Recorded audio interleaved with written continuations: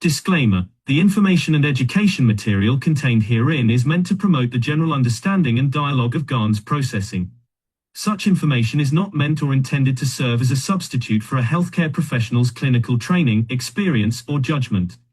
For patients and individuals, such information is not to be a substitute for professional medical, therapeutic, or healthcare advice or counseling. For medical issues or concerns, including decisions about medications and other treatments, readers, viewers, listeners should always consult their physician or, in serious cases, seek immediate assistance from emergency personnel. Prescription information, procedures, and use of medical devices information should be undertaken only by properly trained and certified medical personnel. We specifically disclaim any warranties, express or implied, including implied warranties of merchantability or fitness for a particular purpose. Such information is provided, as is, and is believed to be accurate at the time of its publishing, but it is the viewer's job to evaluate the accuracy of any information found in this presentation. Every case presented is of their own experience, applied by themselves for themselves, and it applies to their case only. Every person experiencing health problems should seek professional medical advice and consult their course of treatment with a doctor.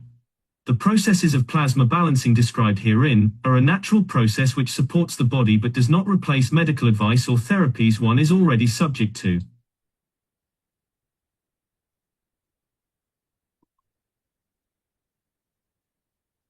Good afternoon, everyone. Welcome to the Keshe American Knowledge Team meeting. This is part of the North American education process. And I'm glad you're all here to join us on this beautiful Sunday afternoon. But let's remember, it's not a beautiful Sunday in all parts of the world. Fortunately, for us here as panelists, we are right now in a good position, and we need to use this position to answer some very important questions in our lives. Questions that many of us probably were afraid to ask.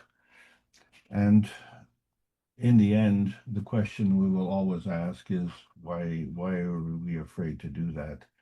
And I guess maybe the answer is we're afraid to find out what the answer is. Maybe it's not something that we want to hear. Maybe it's something that disrupts our warm and fuzzy world. But our world is our world, and you cannot extricate yourself from this world. So it's a lot better to accept the reality. And so we wonder, what exactly is that reality? And so what we've been trying to do is to teach that. So here we are.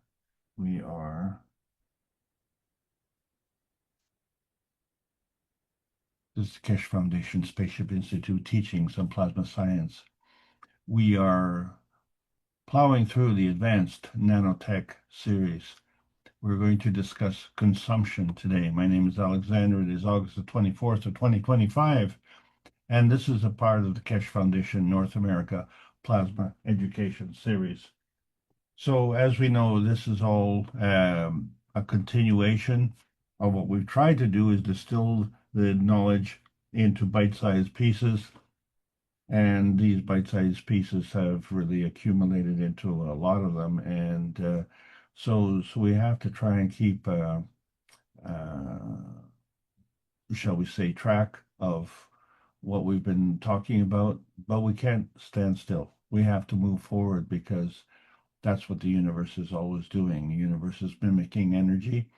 That energy is always in motion, and so we need to keep in motion.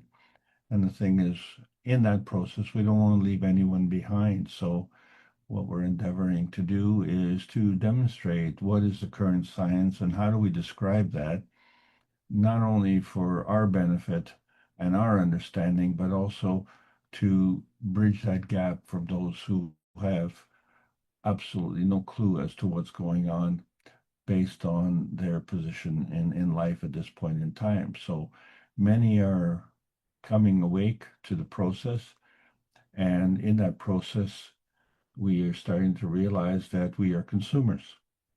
And this is good. It's good for business. And in that process, as consumers, we consume other things. But one of the things that we have had to come to a realization is that we are part of that consumption process as well. So as we consume, we also become consumed. And how does that sit with you exactly? How does that change your point of view? So we've been trying to describe that in the terms of plasma sciences given by Marin Tavakoli-Kesh, shown in book number 1, The Universal Order of Creation of Matter. So let's talk about that matter, which is antimatter, dark matter, and plasma matter, and which we call the plasma matter as antimatter, and the matter is part of our physical existence. So if we are looking at our physical existence, clearly from this particular picture, we see that we're only looking at one small piece of the pie. And there are other parts of the pie, and who is going to explain it to us? Who is going to teach us? And generally speaking, we depend on our elders to teach us. But our elders are talking about, as we see in book number 2, the structure of the light. And we say, well, let there be light. But where did that light come from? And since the energy is always in motion, that means the light is always in motion. And where is it going? So all we see is what we see, and what we see is what we get. But there's more. And so we look at book number 3, The Origin of the Universe, and we say, hey, wait a second. That light seems to have broken up into 2 different universes. How is that possible? Because when you're looking at the origin of the universe, uni is singular, and yet here we are splitting up into the duality. And that duality consists of our little tiny perfect world, which we call man's universe. And it's even tinier than that because we're only one speck in that universe. And we're one speck on that speck we call Earth space. So we are a speck on a speck in a sea of energy that's representative of a small speck compared to our sister universe, which is much larger. And do we have to quantify it? Or can we just say, well, there's more? And yes, we can. So we find that we are one planet, one nation, one race. And for 392 weeks, the members of the Universal Council, headed by Rick Crammond, as host, has been trying to teach publicly that we are part of a universe. And so we have our Universal Council that is trying to join us with the rest of the Universal Council. And how do we know that there is a rest of the Universal Council? Because clearly we have our own tiny dot, which we call our universe. And so there's this vast other universe, and we don't know much about it. And we shouldn't be content with that. We should explore it. Why not? Isn't that how we discovered America? We discovered America in 1492. That's what Columbus said. And I think the only thing we discovered is that there's something wrong with our educational system when we claim discovery by discovering people who were there before us. So who is the discoverer? I think we only discovered our limitations. And those limitations are embedded in some of the commandments. So we started with 10 commandments. Why do we need commandments? And then we add another 14 for a total of 24 commandments. And question still isn't answered. Why do we need the commandments? But one of those commandments is thou shalt not lie.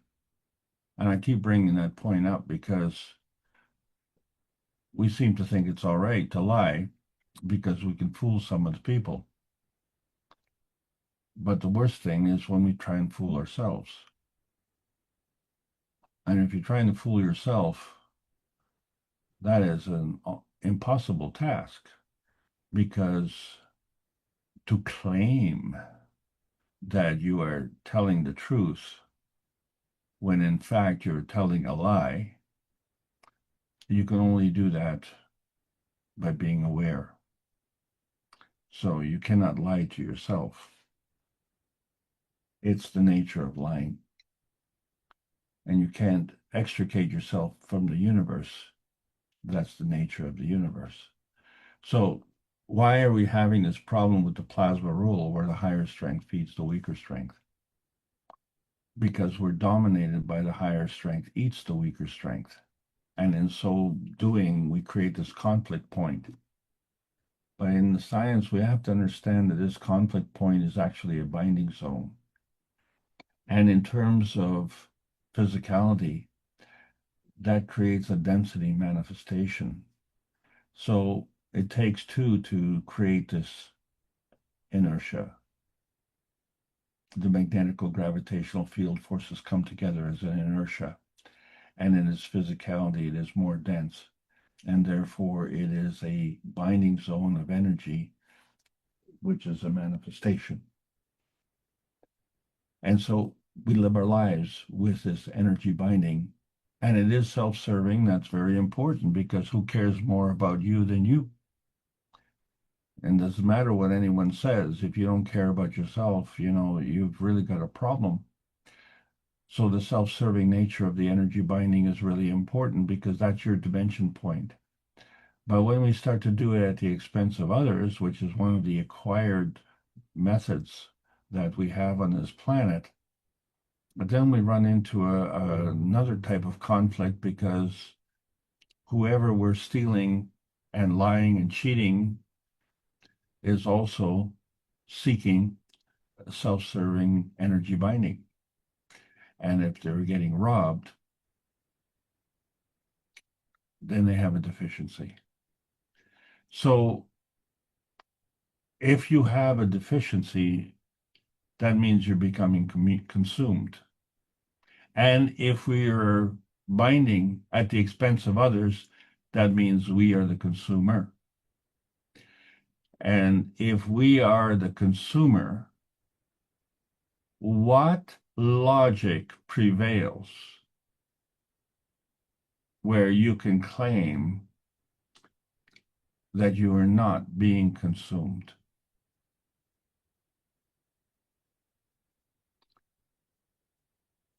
Because part of the process of consuming is really what consumes us all.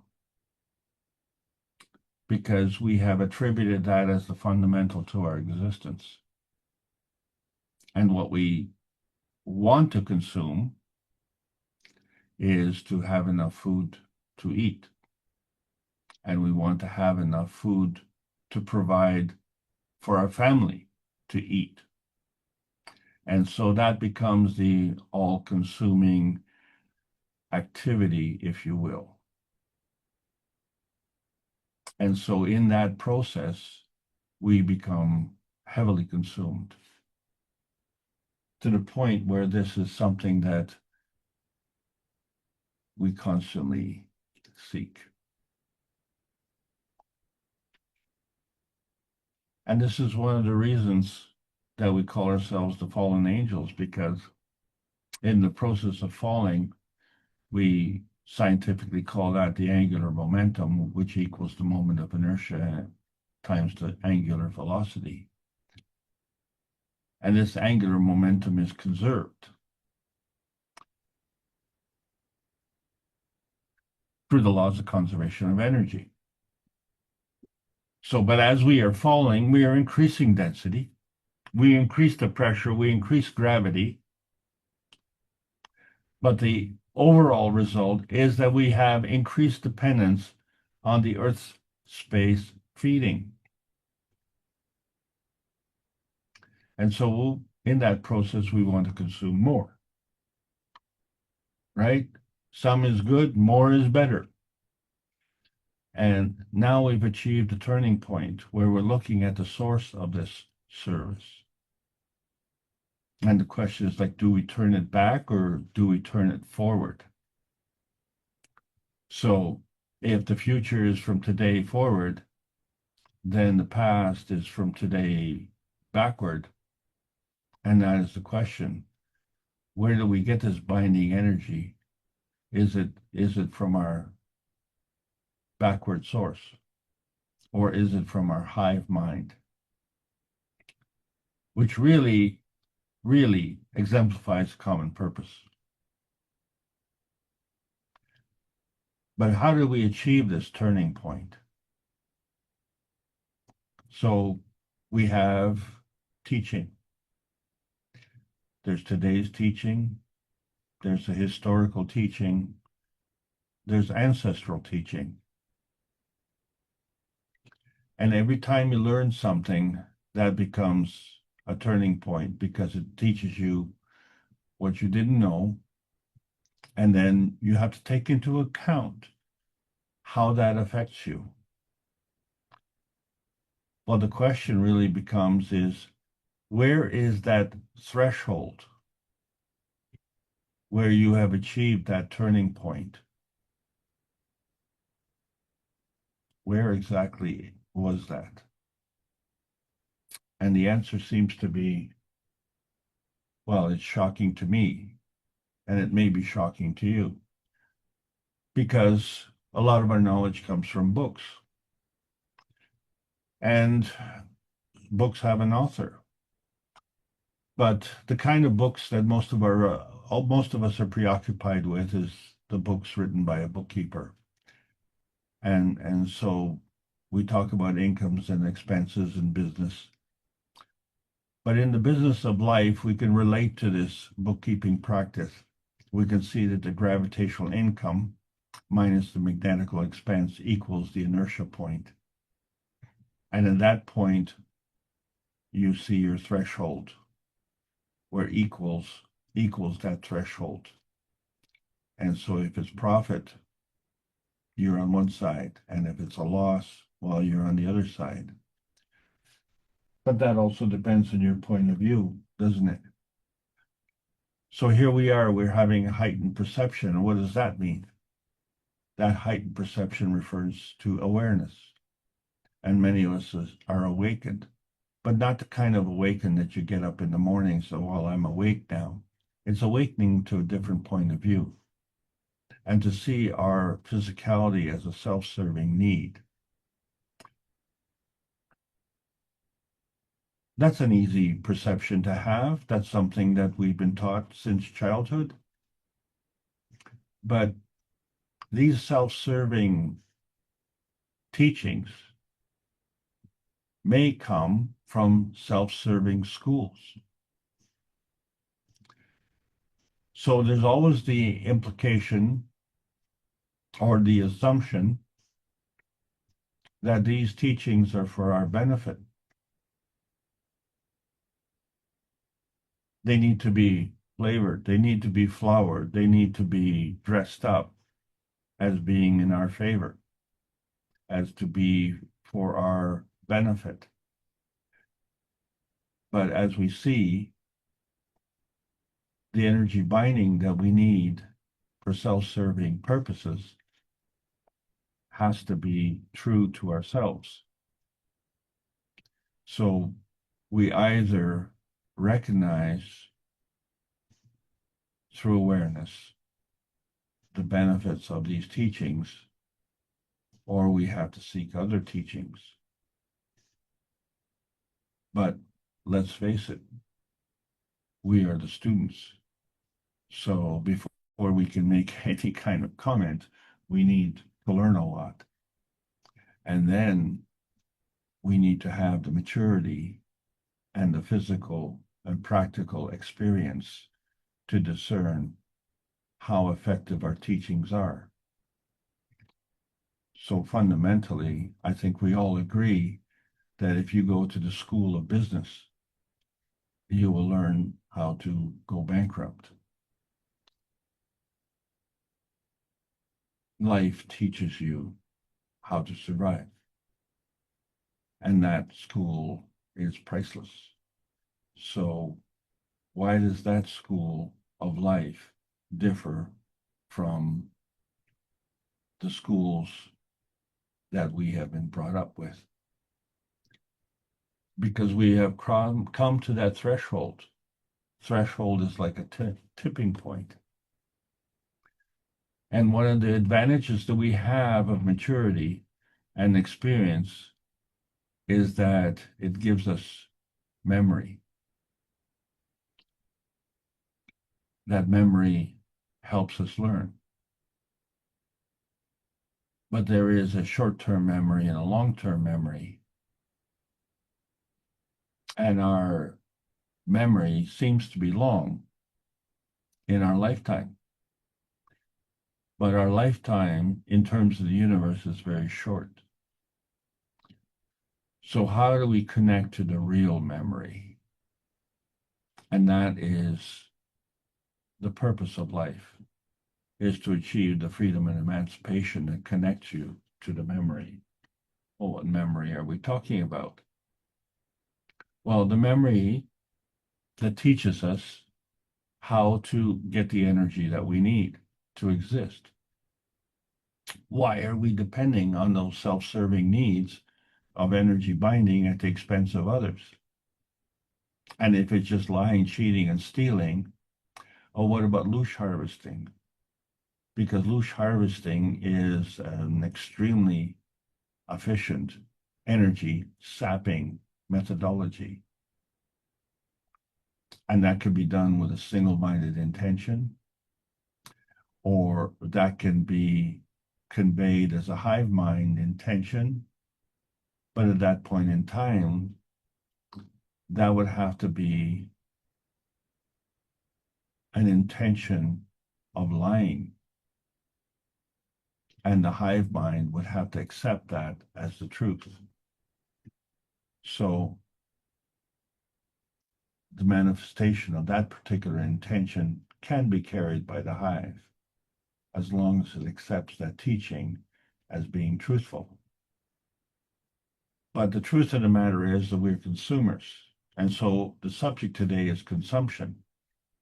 And in simple terms, we are addicts to food. So the consumption can be gracefully described as consumption, but in reality, it's an addiction. But there's a goal with respect to that food, and that is to have energy. So in the pursuit of that energy, we have to make a choice. And as a famous actor by the name of Russell Crowe said, be the grip, not the star. Why? Because the star is involved with loosh consumption. In other words, heap praise, give me applause, overwhelm me with adulation, idolize me. So we find that this adulation is consumed by praise and idolatry. You want to be the star.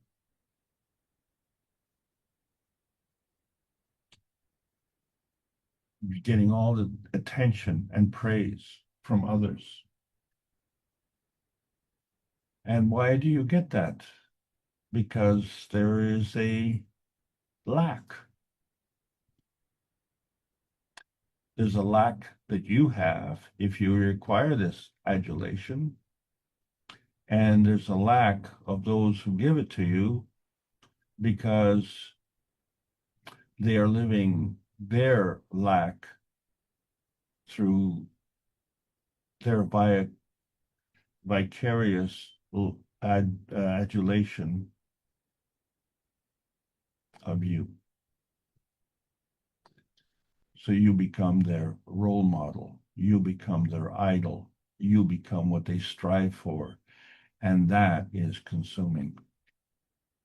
So here we are with the Keshe Foundation. We're trying to give this vitality enhancement, and this includes the emotional and physical aspect. And we need to recharge. And we can do it the regular way, or we can do it the super way. And we find that when you do it the super way, you're doing things at many orders of magnitude more effectively. But as the last man standing, because you are the one who is responsible for your self-serving energy binding needs, you need to make a plasma deal. And you have to choose at least two. That's right.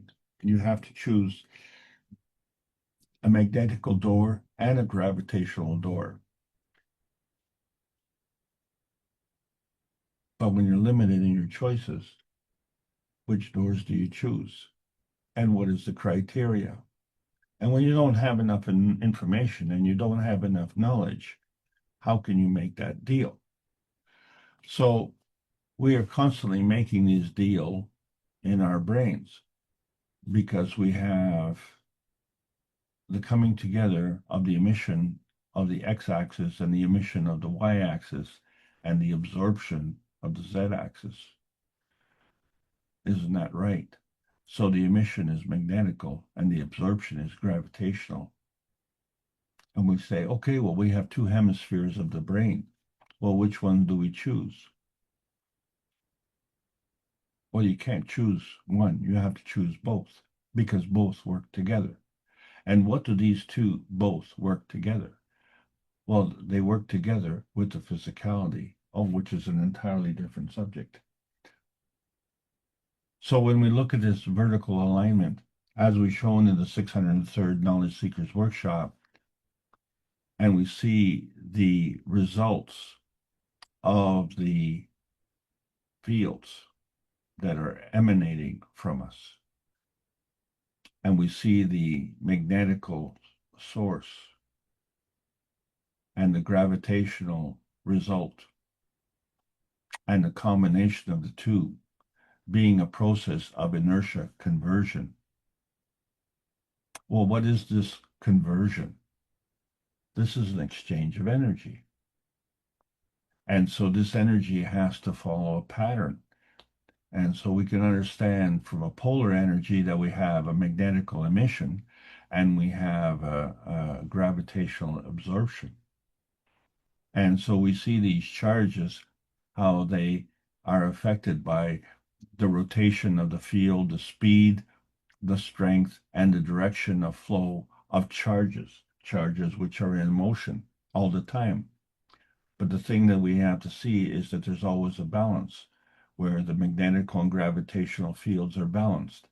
Either they're balanced through the poles or they're balanced through the field. And in order to be balanced,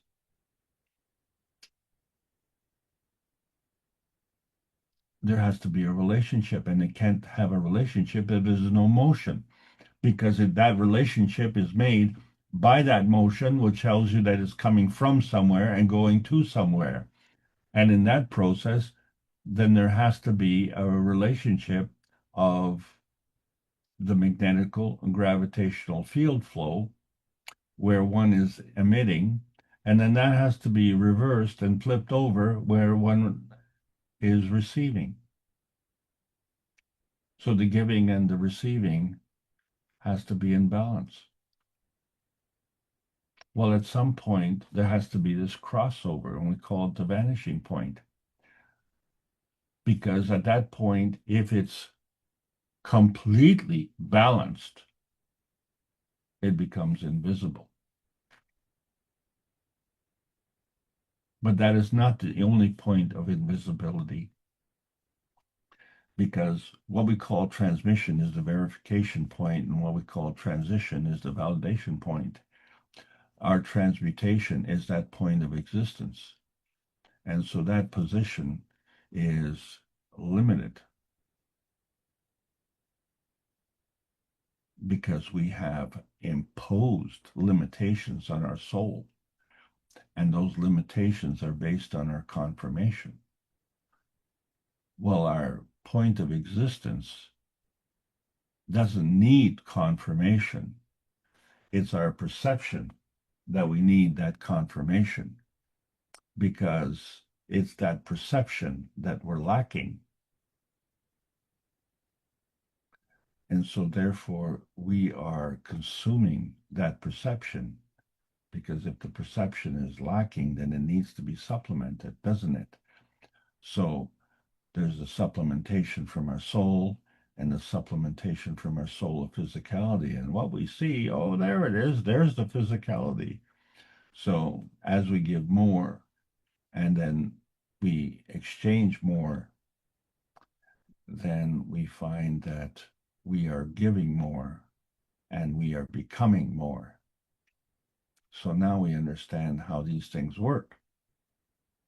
And we understand what the difference is between these various highways, which we call the transmission highway, elevated to the transition highway, and our goal plan is to elevate to the transmutation highway. Why? Because that's how energy moves. It moves along the transmutation highway in an unconditional manner. And so when we have a conditional manner, then we impose a frequency, we impose a pressure, we impose a temperature, and all these good things. And we've seen how these things can be imposed because we created the cups of life. We utilized the nanocoding process of the monatomic science to demonstrate how we can go into GANs production, which reflected our inner space, our emotional strength, and our physical strength. But it was a strength that was manifest as a plasma energy. And we could dictate those terms. And so we created these cups of life. But we also created different ganses. And so we could create different cups of life that produced carbon dioxide GANs, calcium GANs, zinc and copper GANs, water GANs, and amino acid GANs. Really, ganses of all sorts. And now we produced gold GANs. Well, why is that such a difficult thing to understand? Because each cup has a magnetical gravitational relationship, and then each cup has a soul. So when we bring an emotional cup and a physical cup and a soul cup together, collectively, they represent a magnetical gravitational force field with a soul. And so getting back to our brain, we see that the convergence of the hemispheres, where one is emotional and one is physical, and then one is connected to the universe.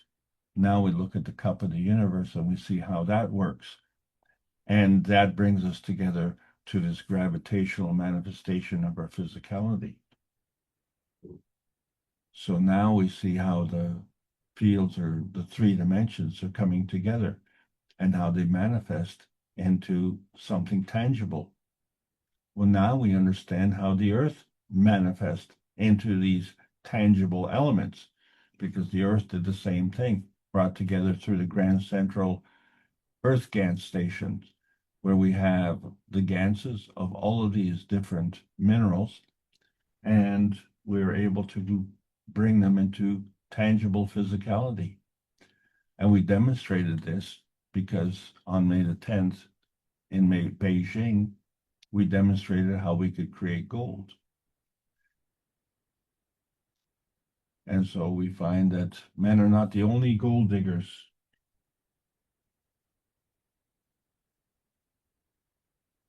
We created a nanocoding alignment. We're discussing nanotech. And that alignment created a field alignment. So we had a magnetical field and we had a gravitational inertia point. And then we had the concept of the twinity, where we had 2 points of the nanotech. And then we proceeded to go even smaller with 2 points of the picotech. And then we combine these smaller points into 2 points of a star tech. And so this is the concept of the twinity of the nanotechnology. And so as we move through this advanced nanotech understanding, we find that to go from level to level, we have to go from orders of magnitude.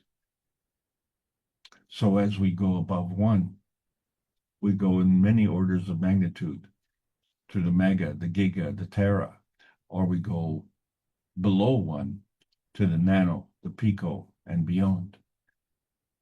And each of these is a turning point. We have many multiple turning points, but each one is a magnetical gravitational relationship, and each one coming together is a maggrav inertia field.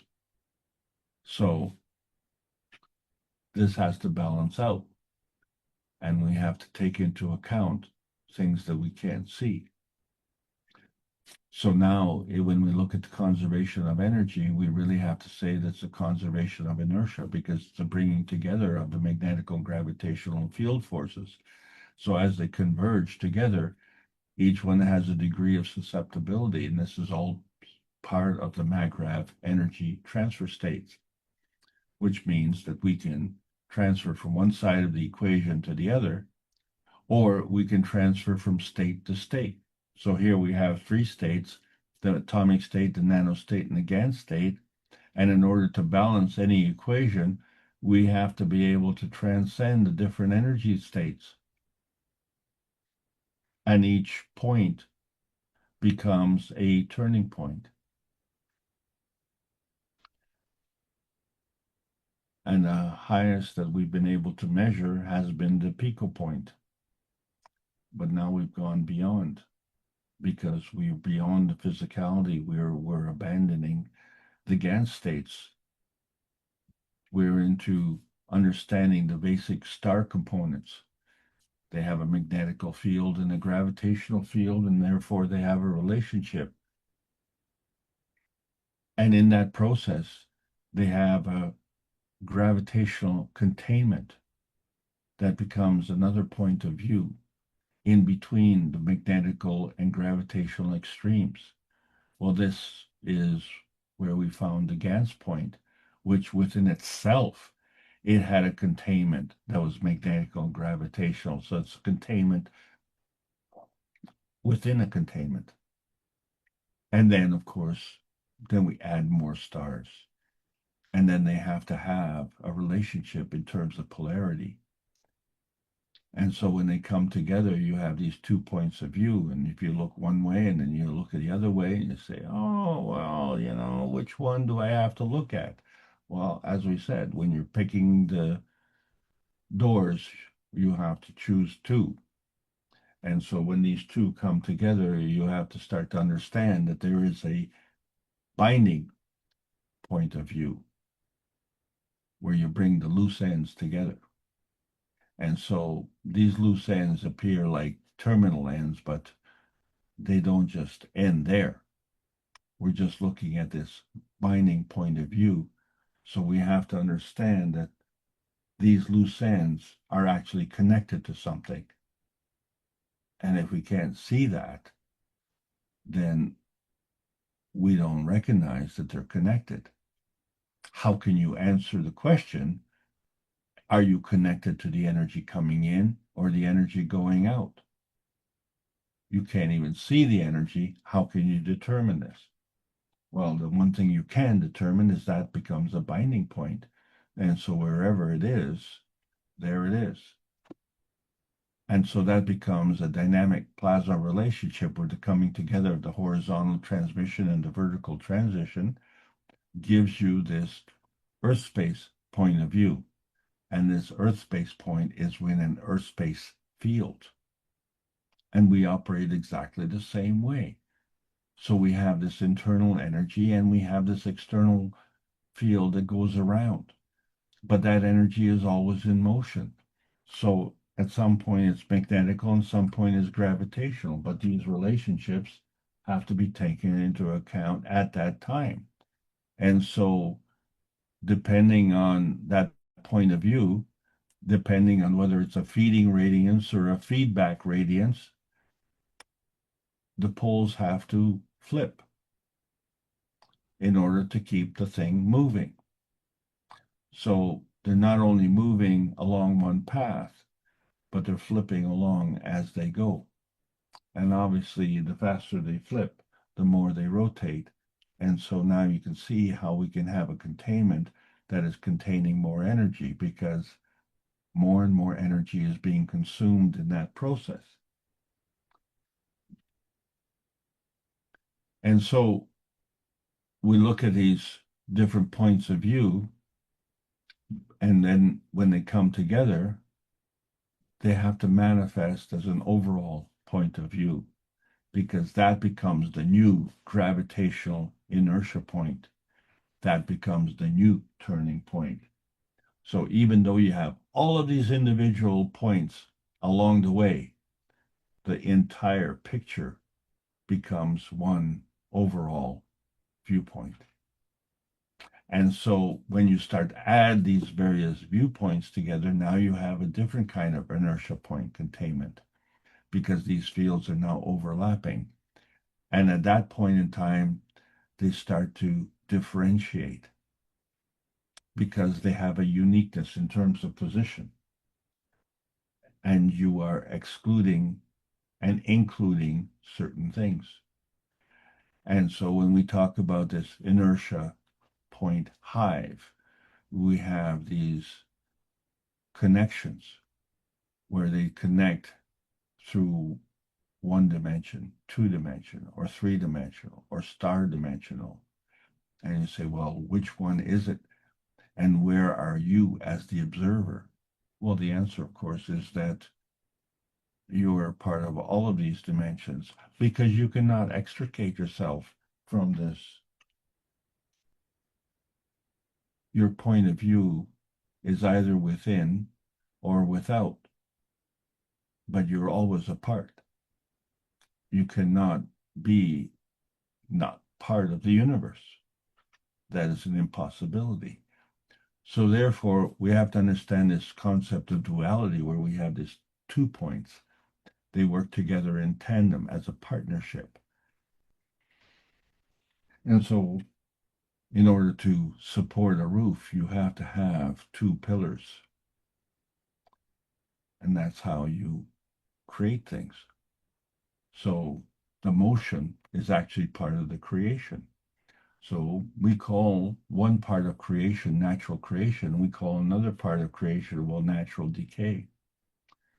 So if we understand that in terms of creation, there's a combination of the natural creation and natural decay that constitutes natural creation.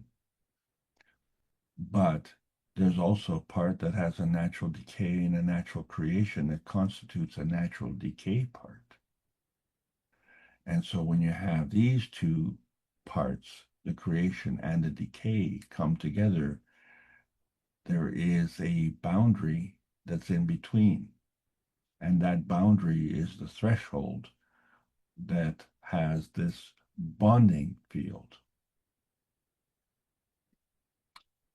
That bonding field exists because in order to have creation, you have to have that decay. In order to have this inertia field, you have to have the magnetical and you have to have the gravitational. That is all part of the ray creation. But there's a problem on this planet. So collectively, all of these natural creation and natural decay fields and how they come together, in order to maintain their existence, they have to be able to exchange energy. And so the way the universe does it is catalytically. And what better example of that is than the sun? The sun comes up every day and it gives and it takes. And the more it gives, the more it can take. And of course, the sun gives an abundant amount of energy, and it does this unconditionally. So here we are, each and every one of us, as a bundle of energy, receiving energy from the sun and giving back this energy to the sun. And of course, the more we give, the more we take. So wouldn't it be wonderful if we worked the way the universe worked, except for what we mentioned before, is we are consumers. And in the process of being consumers, we are also being consumed. And the unfortunate reality is that we are shortchanging ourselves. Because in our overall consumption of our physical existence on this planet, we are overcommitted to drawing energy from the natural decay process. And it's diminishing our vitality emotionally and physically by 20%. Just it's an arbitrary figure. Some are more and some are less. But the fact of the matter is, we seem to represent this consumption as being all and everything that we need. And if that were true, then we would walk around with a feedback all day long, wouldn't we? Because we'd want to consume all day long, wouldn't we? We'd want to eat all day long. We'd want to drink all day long. Or we'd want to lie, cheat, and steal all day long. Whatever we can do to facilitate the consumption requirements of our physical existence, totally ignoring the fact that we are actually consuming energy from the natural creation process. But this consumption of energy is actually a catalytic consumption of energy because, as we said before, we cannot extricate ourselves from the universe. So we are part and parcel of that universe. So we are actually having a system of duality within which we operate. And so that system involves a natural decay process, which is an overall consumption in our physicality. And then there's an overall process of catalytic conversion in our plasma state. And the two work together. And so we call these our half-lives. One half is natural decay, and one half is natural creation. But what we have to understand is that that part of the natural creation is actually many orders of magnitude stronger in terms of energy exchange than the natural decay. So the half-life represents our point of view, but the value is different. One value is many orders of magnitude higher. And it's confounding to understand, why are we always choosing the lower, the weaker? Well, in terms of plasma science, the weaker has its benefits because it gets a lot of sympathy. It gets a lot of adulation. It gets a lot of applause, or it gets a lot of attention, which actually feeds us something that may be lacking. And this becomes addictive. So we are addicted to the lack. How did we achieve this addiction? So we find that since this energy is working within a range and it represents attention, then within this intensity that is within intention or without, which is extension, there's a balance. And it gives us this hive tension, this hive bonding. But there are many tents in a hive. And humanity's goal really is to intensify and extensify what we are.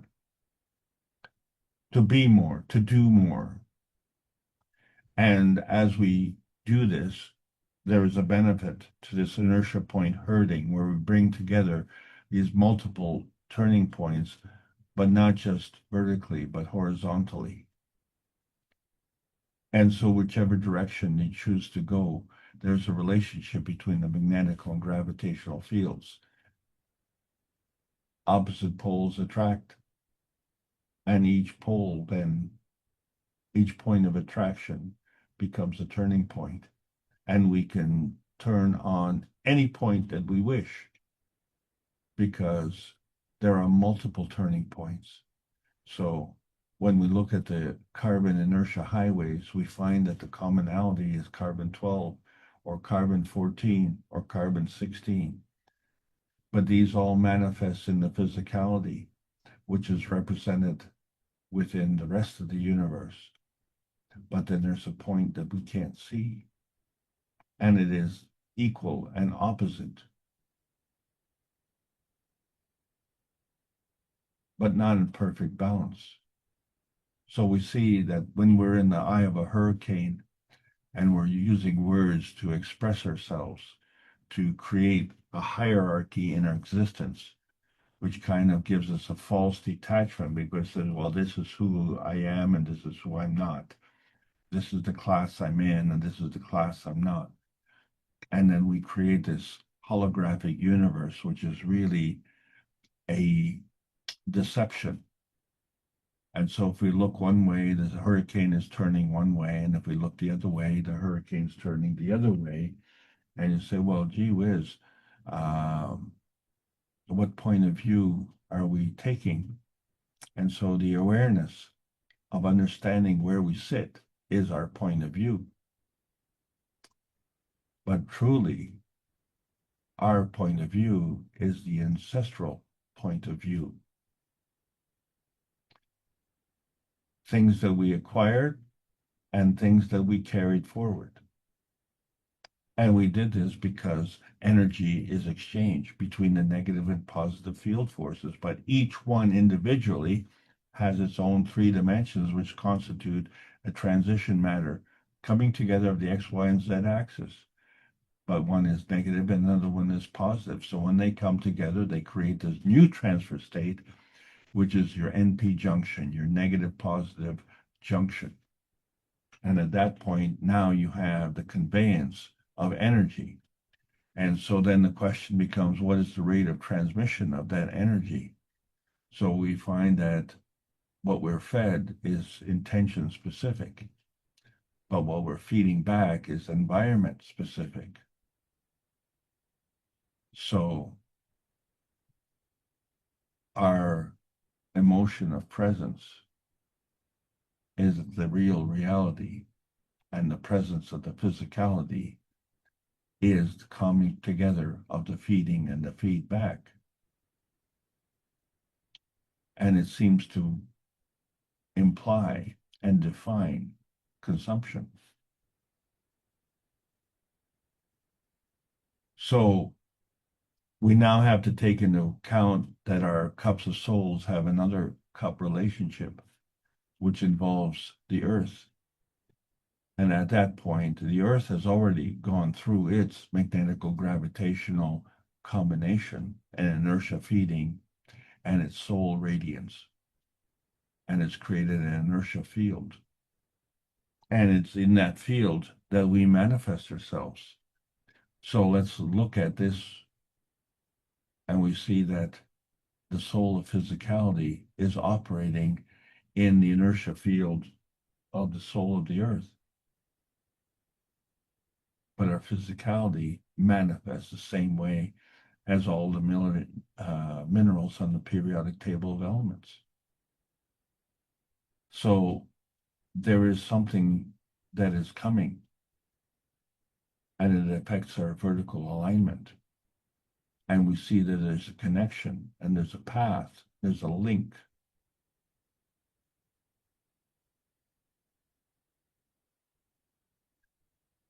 And it represents this infinity loop that we're always taught about, the yin and the yang, the in and the out, the magnetical and the gravitational. But then there's another one that leads us to crossing a different threshold where the yin and the yang are at a certain inertia field emission. But then when we go to another inertia field emission, it has to cross over to a higher energy state, or it can cross over to a lower energy state. Either way, it's an inertia threshold crossing. And so we saw that in the 603rd Knowledge Seekers Workshop. So we see that all of this is based on attention. And how is that affecting the unity within the community? Well, first of all, we have to have an inner space unity where we have the mental and the physical bonding, what we call the soul and the consciousness bonding, the energy and the intention bonding. This is all manifesting from our attention. And that intention creates this inertia bonding. So it has to be complete. It has to be conscious. We want to be a free being, representing our true intention and our sovereignty. So this is the singular part of the hive. And that is what the hive is doing, because it is part of a universal contiguous connection where we all know by connection. So all the members of the hive know by connection. But this knowledge came from somewhere, and this hive is responding to this knowledge that came from somewhere. And so we have this hive binding action where we have this vertical alignment through the path link, this infinity loop, and this leads to the awareness threshold crossing. And so we're dependent on the rate of the collective inertia manifestation. Well, there's a progression. So the nano point points towards density, and the pico point is highly gravitational by many orders of magnitude. But when we bring these points together, they create a Gans point, which is now going towards gaseousness and leads to the plasma point, which is highly magnetical. And so there we have it. We have the range of power drawing, the gravitational intensity, and the power providing the magnetical outintensity. And so this follows the conservation of energy, which is literally the conservation of the maggrav, where each point in this equation has the magnetical gravitational balance. And then the equation itself has the same kind of magnetical gravitational balance. So we see that the energy is portable.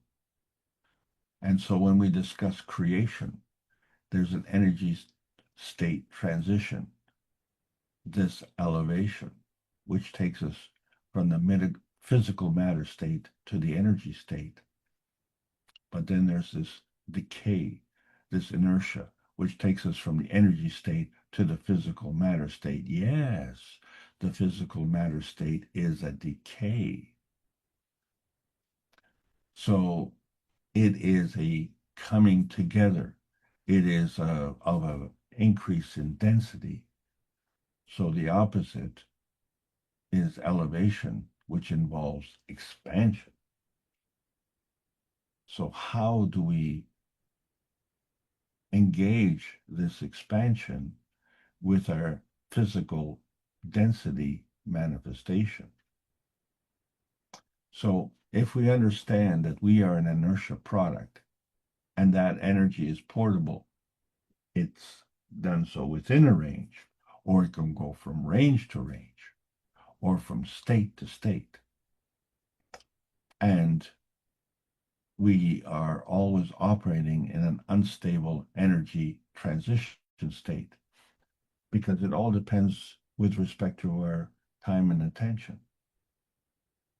And even hydrogen has this dependency.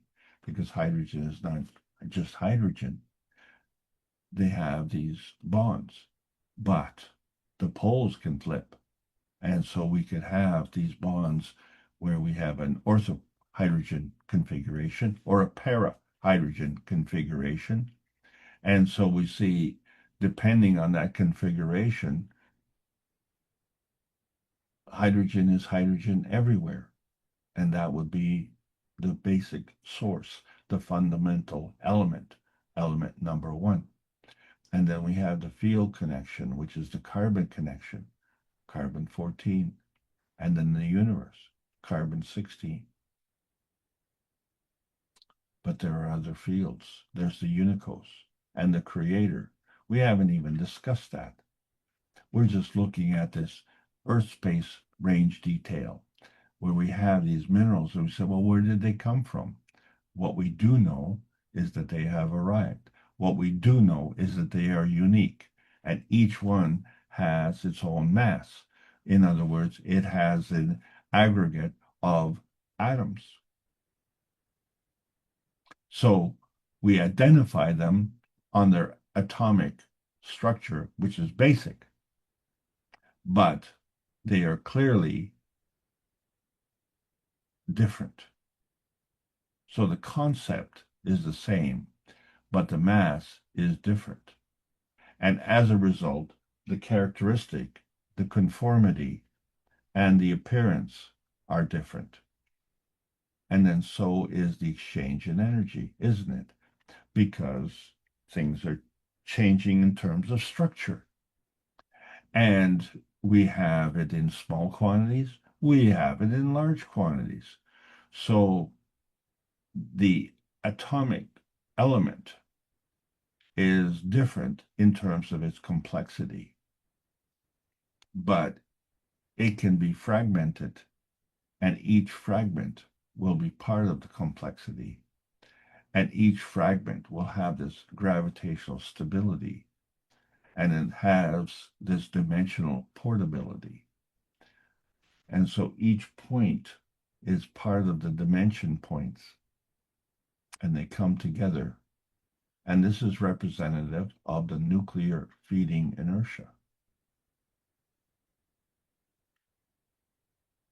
So there are MAGRAV pathways, which we call the gravitational intensity feeding of attraction, the gravitational intensity feedback of the attraction, and the magnetic outintensity feeding of the repulsion. So we have the range from the electron to the neutron, and we can clearly see the difference. Well, I guess it all depends on your point of view. So when we look at the undifferentiated beginning, we see the neutron came before the atom and the PM tick. So everything within the neutron contained everything that was given. And everything includes everything. But what we've only taken into account is the energy of the neutron and the energy of the atom, which in fact is a combination of the electron and the proton. And so something was missing. And this is the PM tick, the energy that came from the darkness. And we know it came from the darkness because we were told, let there be light. And so the PM ticks were magnetical, and they come together and converge into the combination of the antimatter, dark matter, and matter gen, and gives you this conversion into the plasma gen. And this plasma gen only becomes physicality when it converges with something else. And that would be the environment. In our case, that is the Earth space. So the convergence of this becomes this inertia field interaction. And it is called physicality. But it stems from the plasma convergence. And no two plasmas are of the same energy. No two plasmas are of the same personality.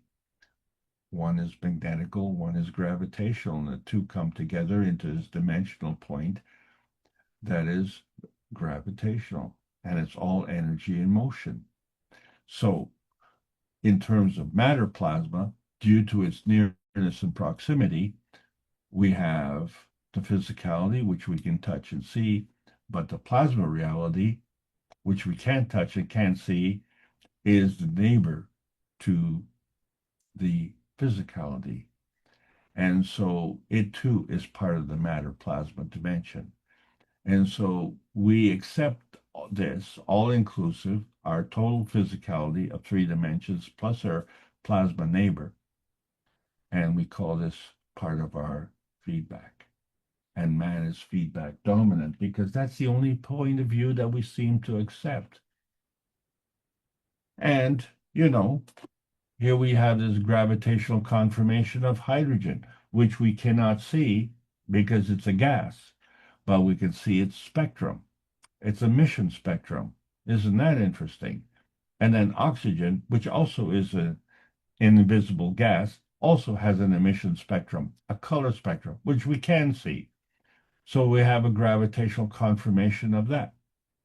So now we have this awareness manifestation, which is reflecting our emotional reaction. And through that, our posture changes, our facial features change. Obviously, our body temperature changes. So this point of view manifestation is actually a point of view selection, and it's governing our solar physicality. And we say that this momentum is conserved. Yes, it is. So you have to pick your own color. And we know that in terms of night vision, there is no color. Our awareness is every color. But in our physicality, there is no color because the only time we see the color is when there is an emission or a reflection. So the only thing that we get from that is an emission from our soul or an emission from our solar physicality, which is manifest to this auric point of view, which is some specific color. And we know this is true because at night, what do we see? We see the emission of horizontal and vertical people. That is the emission energy that is radiating from their nucleus, which means that energy is nuclear. And so our existence is peaceful because we are under a peace dome.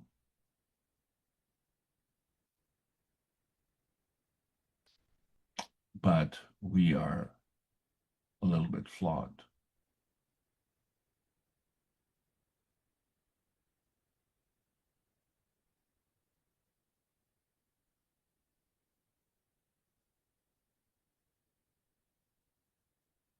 Everything that is created starts with a point, and that point is a seed. So whether that seed is coming from a field that is plasmatic or coming from a physical containment or coming together from a star is a dimension seed. And so we see the dimension star formation, which is a dimension point of view of the Magravs singularity. So what you have is the soul point of view and the solar physicality point of view. That becomes the threshold of our awareness. But that is affected by the physical interpretation. So now that has become our collective point of awareness, and that is our gravitational point of view. So we see with the peace dome reactors that we created, we could create a shielding. That's one dimensional point. Or we could create a star positioning. That's another dimension point. Or we could create a possession. And that is still another dimension point. So we have all these multiple turning points, which we demonstrated on May the 10th of this year, where we were converting the many dimensional gold seed points. And we showed the manufacturing of gold in large quantity. And if we can do that, then all you have to do is connect the dots and realize that there are many practical points that we can bring together. And the most important one is this practical reasoning, that when we get on the road to self-determination, or the road from self-determination, that we have a practical philosophy that gives us a practical solution, a practical currency of life. So now with our awareness, we find that there is an earth space and an inner space relationship. That's a Magrav relationship. Or we have man's universe and the sister universe. That's another Magrav relationship. Or we have the universe and then the unicos, another Magrav relationship. So there's more to take into account. And we have to shield ourselves. And we use these Gantt shielding points to shield ourselves from what?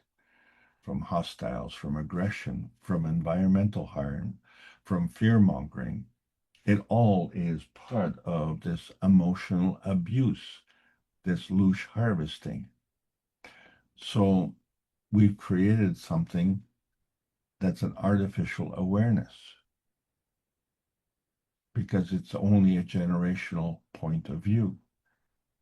And with the artificial intelligence, it helps us give us a rapid generational learning. And of course, it can give us a rapid historic generational learning. But we are on the threshold of transgenerational awareness. With the new products coming from the Keshe Foundation, we're able to achieve this and head into the uncharted territory, because there are many stars beyond the nano monatomic state. So you are with the herd at this turning point, and you're covering the range from decay to radiation. So the only AI is the ancestral intelligence, because you are the technology, you are the inertial product, you are the image of your dimensional convergence point, and you are the variable individual.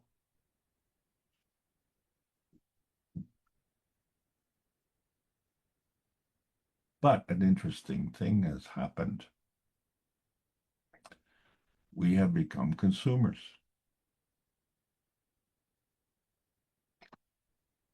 What is an original inhabitant?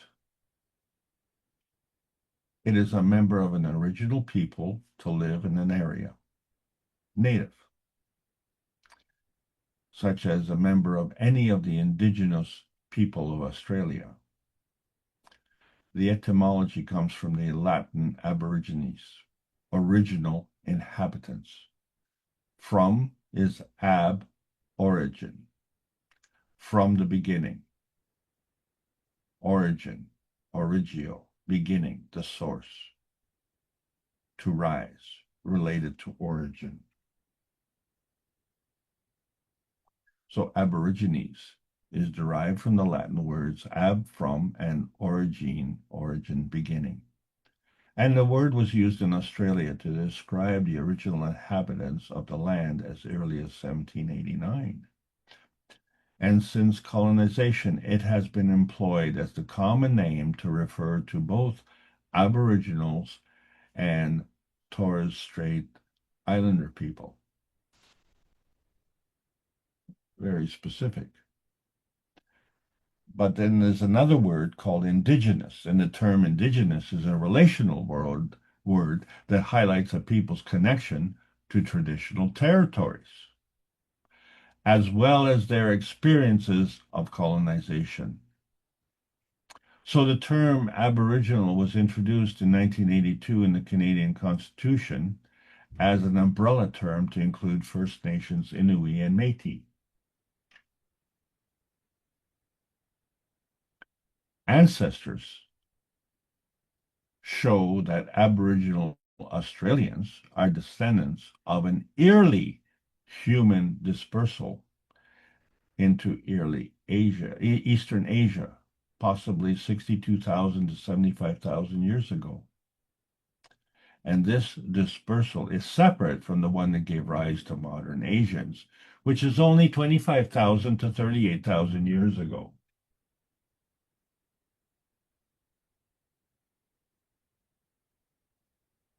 So there were original elders.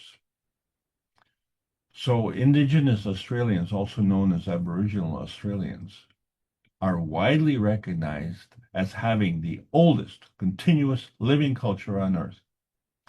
And archaeological evidence suggests their presence in Australia dates back at least 65,000 years. And this long history is reflected in the rich oral traditions, including Dreamtime stories, art, songs, and dances, which have been passed down through generations. And many of you are familiar with Russell Crowe, who's a famous actor. And he has left Hollywood and he's pursued philanthropic endeavors back in Australia and New Zealand. And this philanthropy extends to the preserving of First Nations.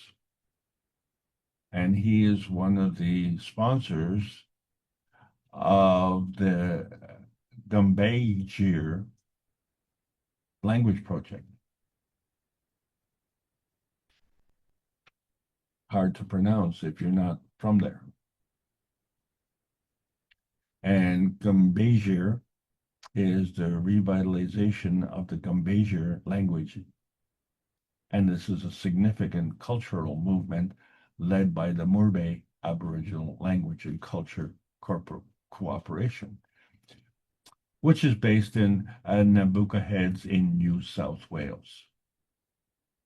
So since its inception in 1986, Murray has been instrumental in preserving and promoting the Gumbaynggirr language and culture. We often hear about that, don't we? People want to promote their language and culture and their history. And this is all done through the teachings of the elders. And the teachings of the elders then are dependent on language, because the oral tradition is revitalized in language, isn't it? That's what constitutes oral tradition and oral communication and oral teaching. And so here we go. There's a phrase,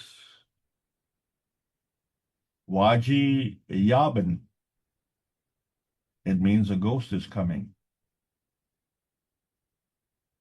Why would that be embedded in the oral tradition? Interestingly, we find that the ancestors of elders were taught by beings who came and went as they pleased.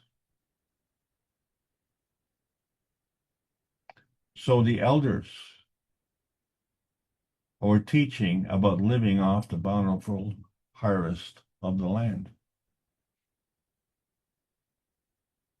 But the ancestors of the elders were taught by others. So now we understand why we're having this issue of awareness manifestation. Because we are multidimensional, coming together with multiple turning points. So we have this earth space consistency, and without this outer space consistency. And we have this awareness separation. And we cling to this knowledge. This earth-space consistency gives us 80% of our knowledge. So we cling to that like burrs or like baggage. the outer space consistency only gives us 20% of our knowledge. However, when we look at the roadmap to the plasma science, we find that the carbon-14, through its intensity feeding, gives us 80% of our energy. And it gives us right down to our carbon-12. And from the carbon-12, we have this out-density feedback. And that's where we get the remaining 20%.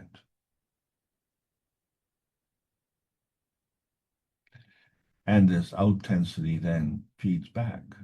You have to have a feedback. How do you know when to stop feeding? If you don't have a feedback, you're just going to keep feeding and feeding and feeding.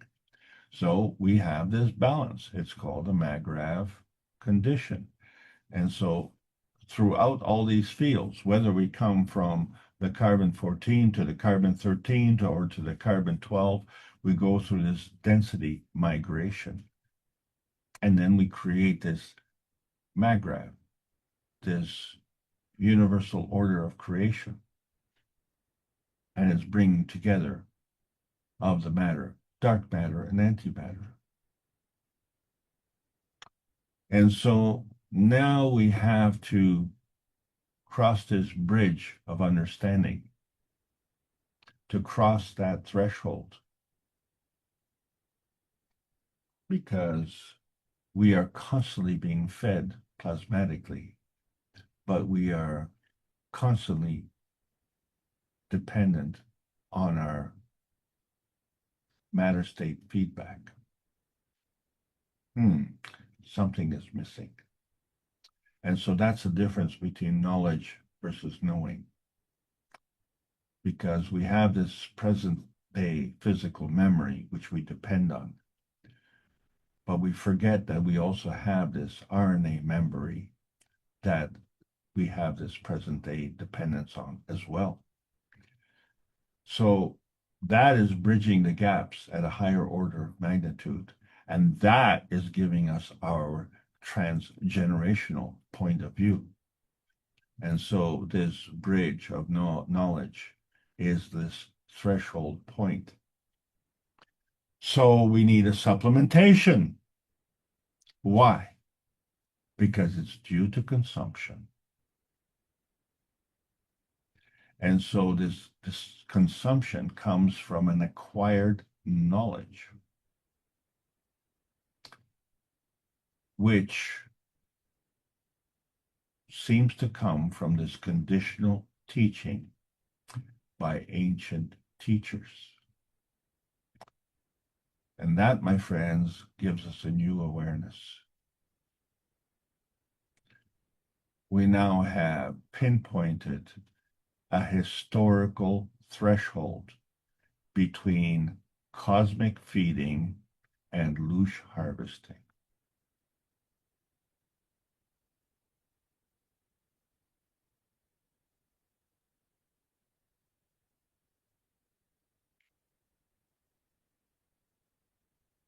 So this awareness integration is coming together so that we can become self-sufficient, the coming together of the body, mind, and the energy. And this integration makes us strong, makes us united, makes us focused, and makes us sovereign, because we are. And we're at that point of view threshold where we see the transgenerational point of view of our soul coming together with the present day RNA memory point of view and manifests in the present day physical memory point of view.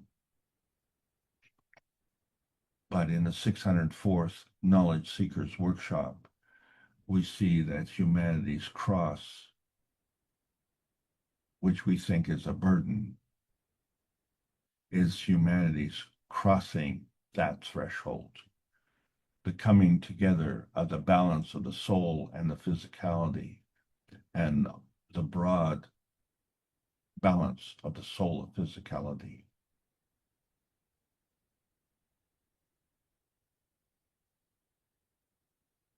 the verification and validation of our understanding of the transmutation process is in the indigenous Aboriginal teaching of the elders.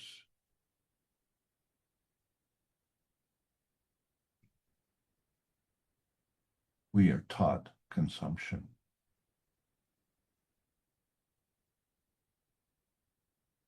The food is in the soul as it tunes in to the Creator. So plug in, receive the energy, turn on the power, drop out of the resistance, create the pattern, and you will get the energy. That one greater oneness that we've been talking about for 604 Knowledge Seekers workshops. It appears that we are suddenly transcending the limitations of nuclear science. And our research teams understand that the threshold was May the 10th of 2025, where we could produce gold by the tons. And the true value of our resources are not in what we dig, but in what we create. So there's a technology release because it's hard to sleep when our beds are burning. We need to be rescued, not only from the scientific, financial, and political needs that we have, which are all part of our preservation, but also to be rescued from our consumption, where we consume, and in the process, we become consumed. So this is all part of the transmutation training. And we are continuing this August, September, and October. So please join us for these space explorations into the true outer space, where we understand that we cannot extricate ourselves from the universe. So whether we're bringing the fields together as in book number 1, or creating the universe as in book number 3, or just making that connection, that ancestral connection, which means that we are part of all processes. We cannot exclude ourselves from this community. Our mission is to bring peace on earth and join humanity with the universal community. We want to bring man as equal to all the beings in the universe by teaching the plasma science and technology. Equally to everyone. Then no one is left out and no one is abused to the lack of knowledge. So please help us achieve this goal. This is Keshe Foundation Spaceship Institute, teachings on plasma science, welcoming all the beautiful knowledge seekers of the carbon nations. Learning about the new selection process of the new plasma science. There's a World Peace Treaty. Choose it, sign it, and mean it.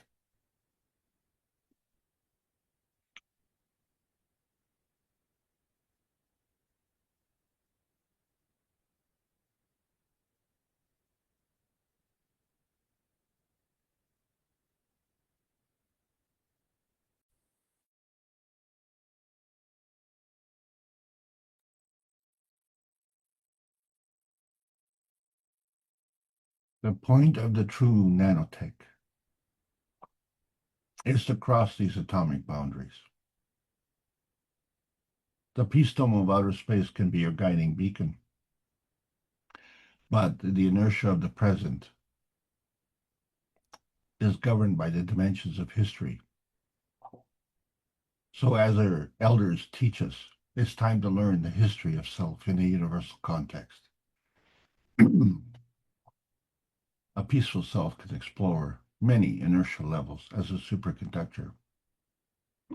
So here we are, ready to cross that teaching threshold that is limiting our awareness and providing this gap between our belief and our experience.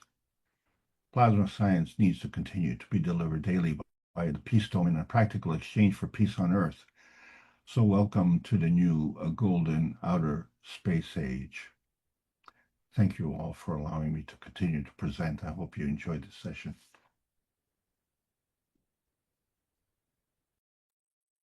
Thank you again, Alex. Very interesting and so much to ponder. And you said we're addicted to food. Couldn't you put it in a little softer way? Couldn't you have said we're addicted to killing? Let's see if our participants have any questions or answers or comments or exceptions they'd like to take. Go ahead, participants. Or I know Randy has put something in there about the vitamin C, but if someone else has something, please go right ahead. We'll get back to that. Hello, Mark. Hello, Alex. I have, Oh, thank you for the teaching. It was beautiful. And when you were saying about the inertia, I was thinking about how the inertia happens.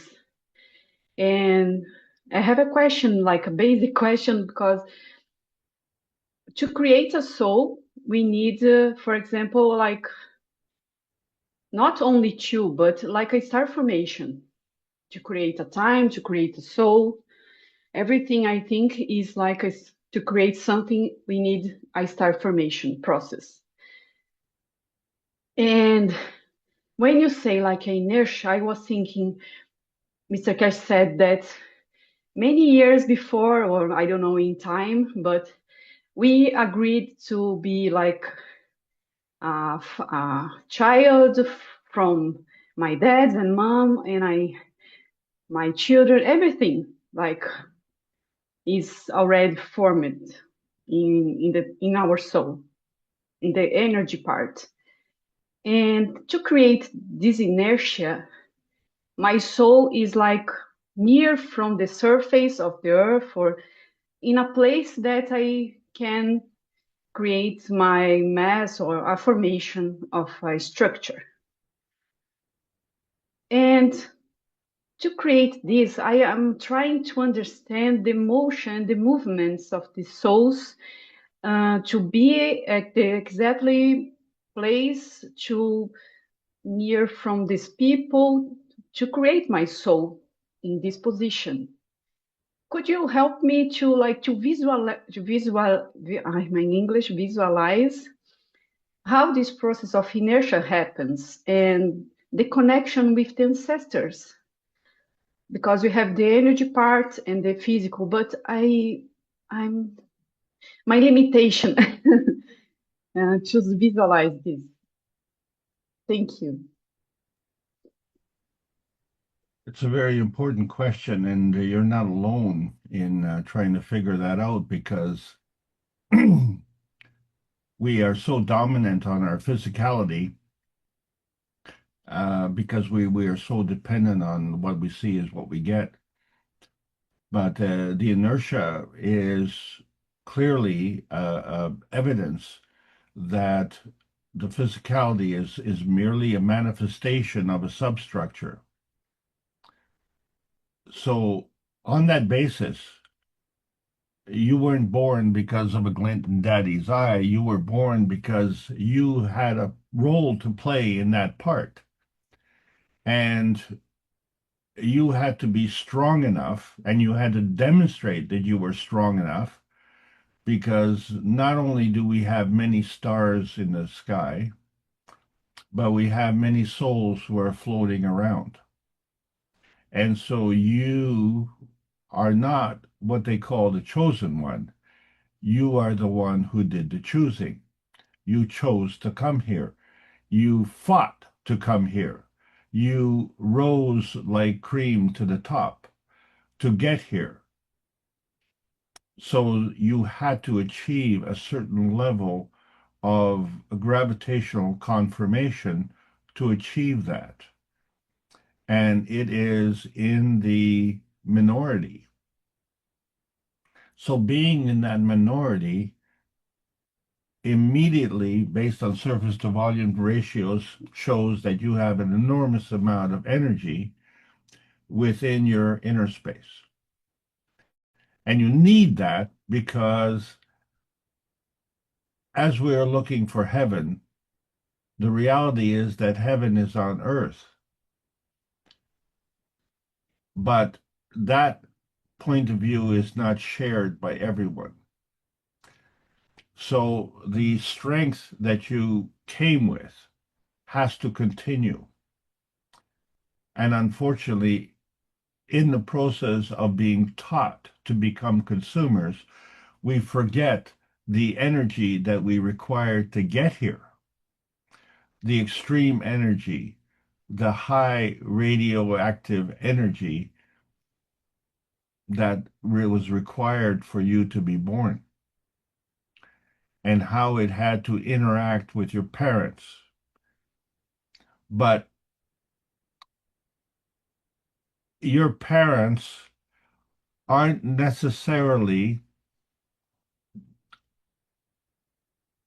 the best parents.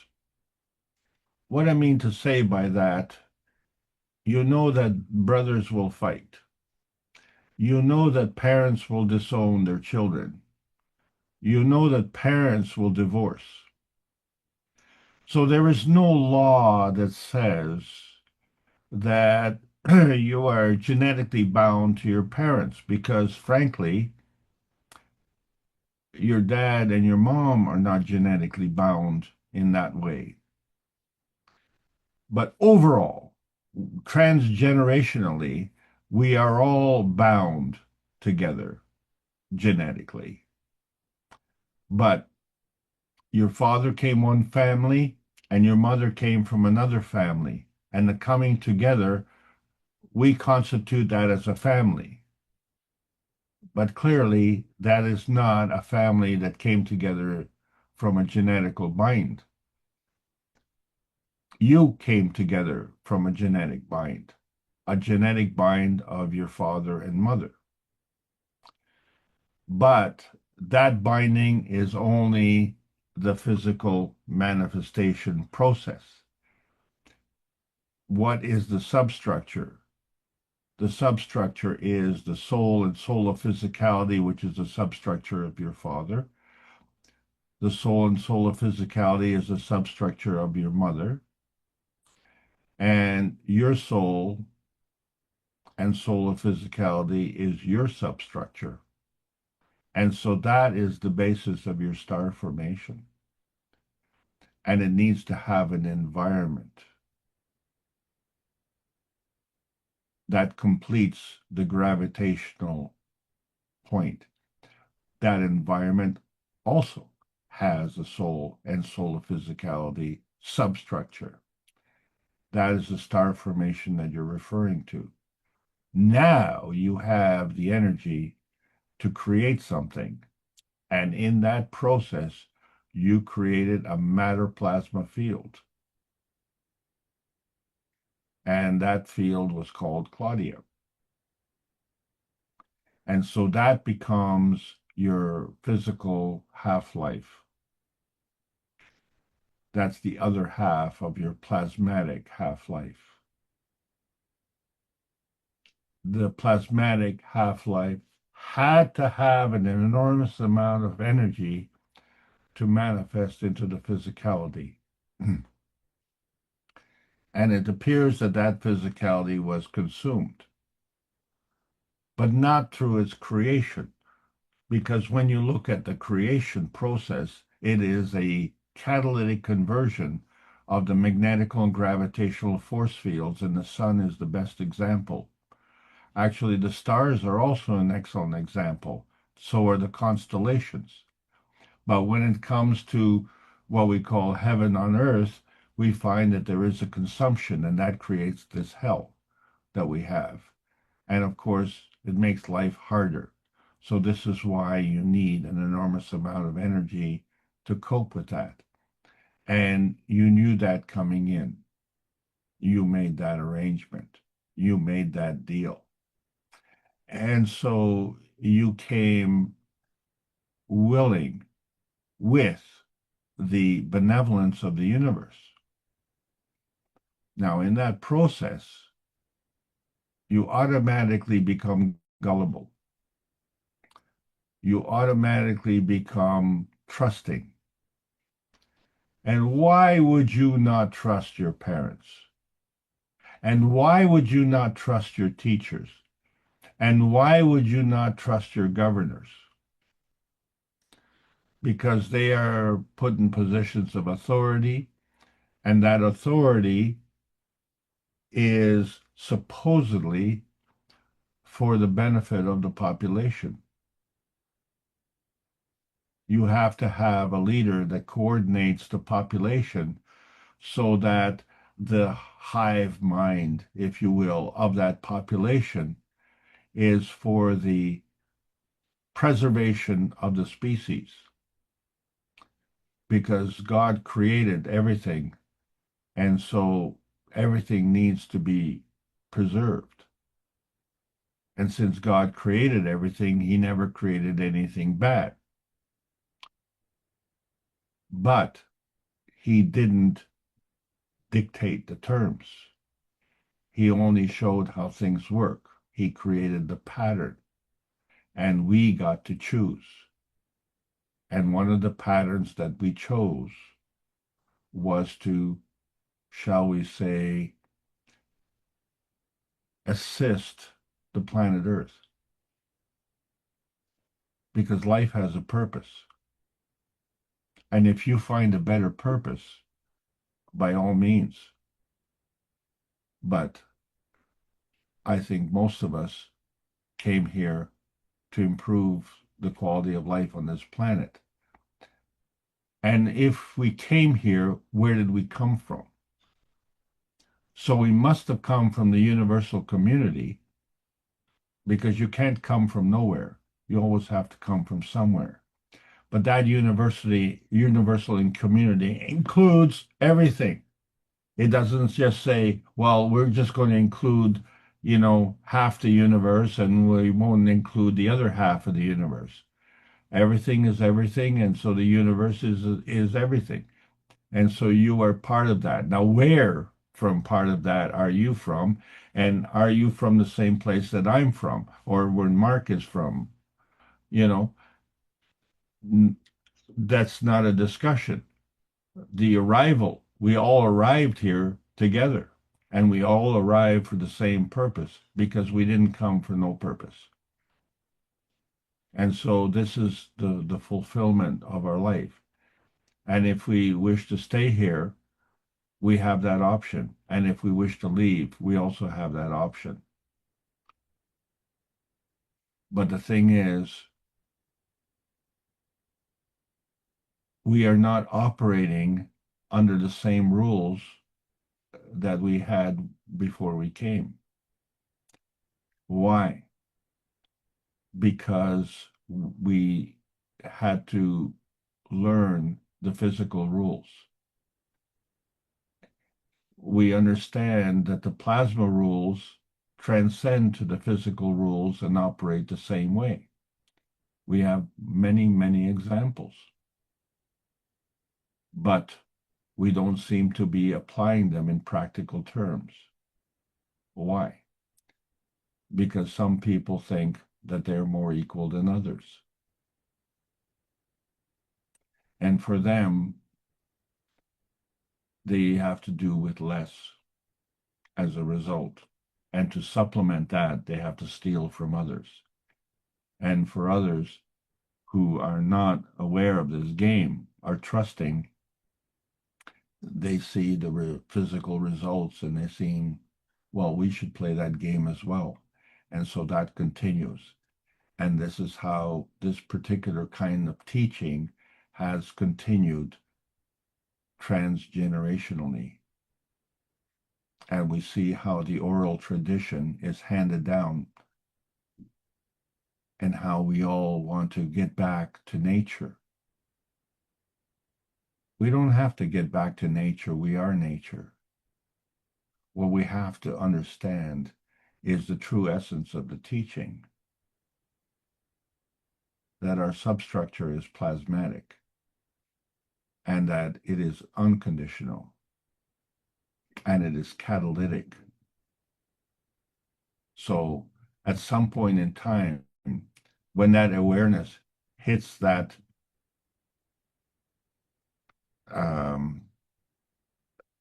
level that causes us to cross that threshold, then we have to make a choice. Do we continue as consumers, where we understand that we are also consumed as part of that process? Or do we actually apply in practical terms the knowledge that we have gained? And then we ourselves become the benefactors of that. So in other words, to practice what we preach, and not preach as intermediaries, but preach as teachers of the universal exchange of energy. Thank you for your question. I hope I've answered it. Thank you. Thank you so much. Yes. And everything is like dynamic. And I think you said very well in the final. We have to do the ethos, because otherwise we are following the same path. Yes. Thank you. Thank you. Okay, thank you. Claudia, thank you, Alex. A lot to take in there in that answer. Anyone else would like to raise a point or a question?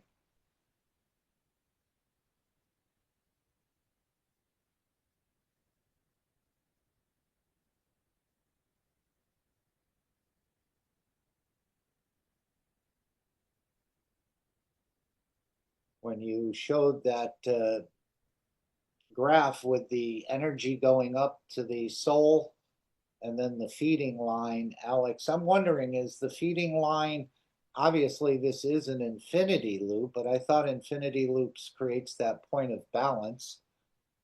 And the plasma loop is the one where you can add energy to it. So this feeding line, the energy starts from the bottom, it goes up to the soul. And he said, this is where we introduce the feeding. So is it coming back down, wrapping around the soul of physicality and back down to the physicality and back up? I don't know if you have that foil. I know which one you're looking at, and let me see if I can find it.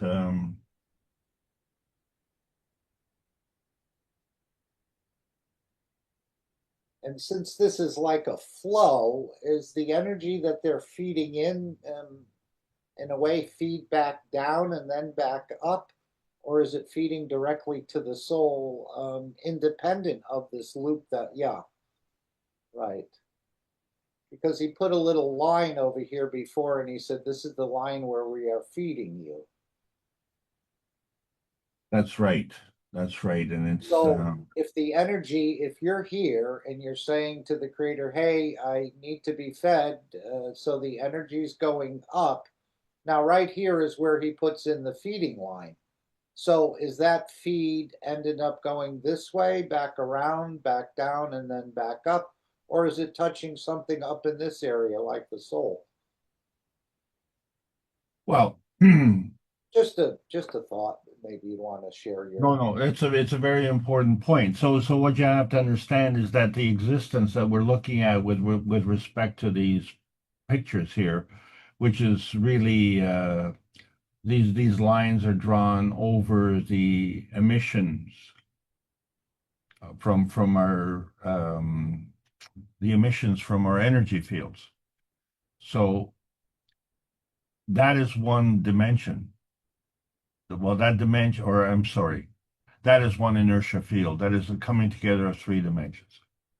The feeding aspect that is coming from the universal body enhancement systems are another energy inertia field. And that also comes from three dimensions. So where we have a situation that the feeding is only going to come when there is a lack. And why do we have a lack? And that is because we are consumers. Why are we consumers? Because we are lacking in energy. The consuming is consumption, and we become consumed in that process of consumption. So we are losing energy through the consumption process, and we're becoming consumed in the consumption process. It becomes a double jeopardy. So it requires supplementation. That supplementation is coming to what you just talked about, the feeding system. So we are automatically getting a feeding system from the universe. That is not an issue. The issue is right here. The issue is we get everything that we need from the universe, but we are dependent on drawing energy from our environment. And as such, we are taking that so-called understanding and, deciding to go to Mars and do terraforming there and exploration there and hopefully bring back minerals from Mars to bring it back to Earth, because we're in the business of business, right? We're looking at the profit and loss. But in terms of finances, we are actually wasting a lot of our resources, because that is not the natural source. The natural source is catalytic. We get everything that we need from the natural creation process. So the natural creation process includes the natural decay. Our presence is part of the natural decay. It's an unfortunate word, because that natural decay is a matter state, and that matter state could be physical or it could be plasmatic. And who makes the choice? We make the choice. From that plasmatic substrate, we can manifest into the physicality. That would just involve another step down, another energy state down into a denser field of physicality. But it doesn't have to be a rotting. It doesn't have to be a consumption. It can still maintain its aspect of catalytic conversion. But we were born with this system, but for some reason we adopted this system. We didn't just inherit the system, we were taught this system. So now it becomes part of our routine. What happens when you learn something else? Are you still going to be pig-headed and do it the same way? And the answer is, in many cases, yes. Yours truly included. Because we've grown accustomed to it. But look at the result. Are you satisfied with the result? So maybe in your tiny perfect world, you have everything that you need, which is fundamentally clean air, clean water, clean food, and shelter. But these are all physical manifestations that are representative of consumption.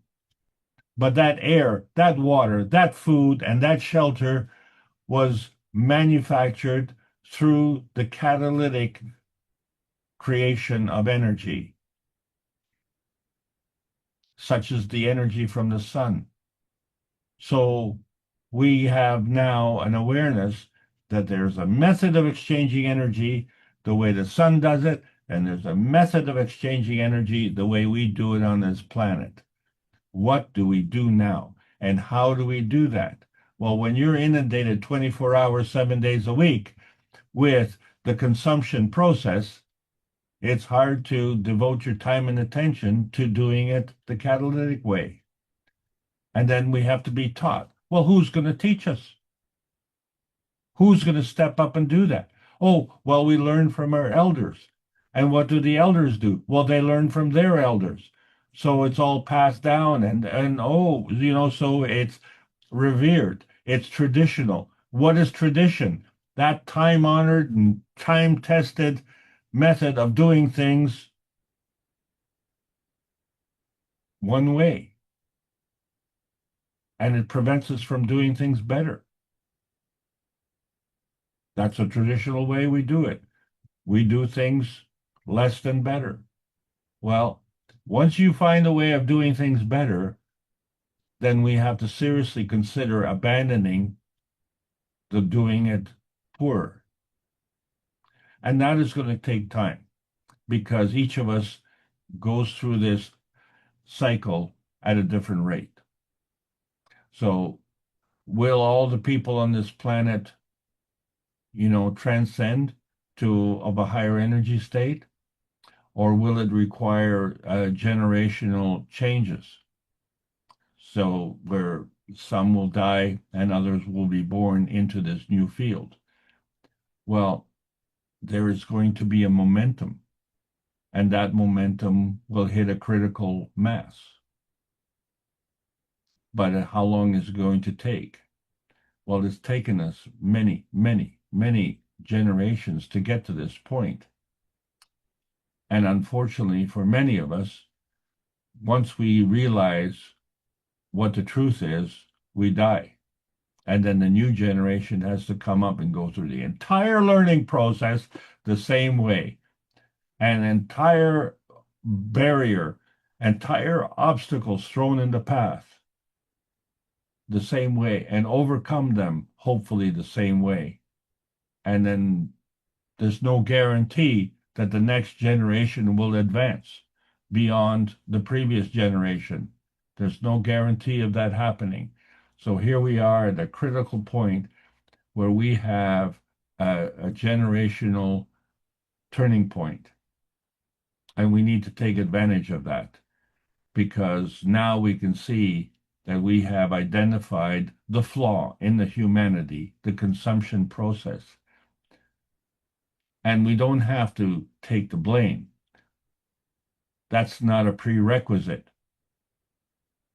It's what is a prerequisite is to discover what the truth is. And so we find that our return to nature is not the truth. Because we are nature, there's no need to return to that. What we need to do is to work with the universal community to bring heaven on earth. And it's undisputable that when you have nations that are warmongering, that's not the way to create peace. That is proven historically. That is proven generationally. So, it's time to let adults in the building and let's right this ship. Let's correct the what we need in terms of awareness, understanding, and teaching, and to bring Earth it liberated, the freedom and emancipation of humanity to join the universal community. Because the universal community is begging us to do this. We can't sit here and wait for the universal community to do this because they don't operate on the physical basis. We have volunteered.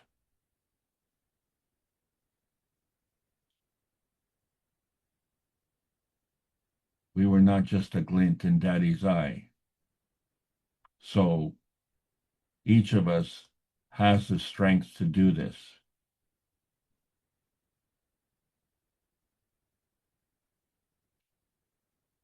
Back to you, Mark. Okay, just to let you know, you referred to yours truly earlier, but I don't see anyone in the participants list named yours truly. That's just a little funny. When you talk, When you talk about a catalyst, what is your meaning of a catalyst? I see it as a process of starting an interaction. Is that the way you're using catalyst here? Well, the true meaning of catalyst is to increase the reaction. But a catalyst is basically not sacrificed in the process of exchanging energy. So the exchange of energy happens simultaneously. So the sun gives and radiates energy. At the same time, it produces energy. So if you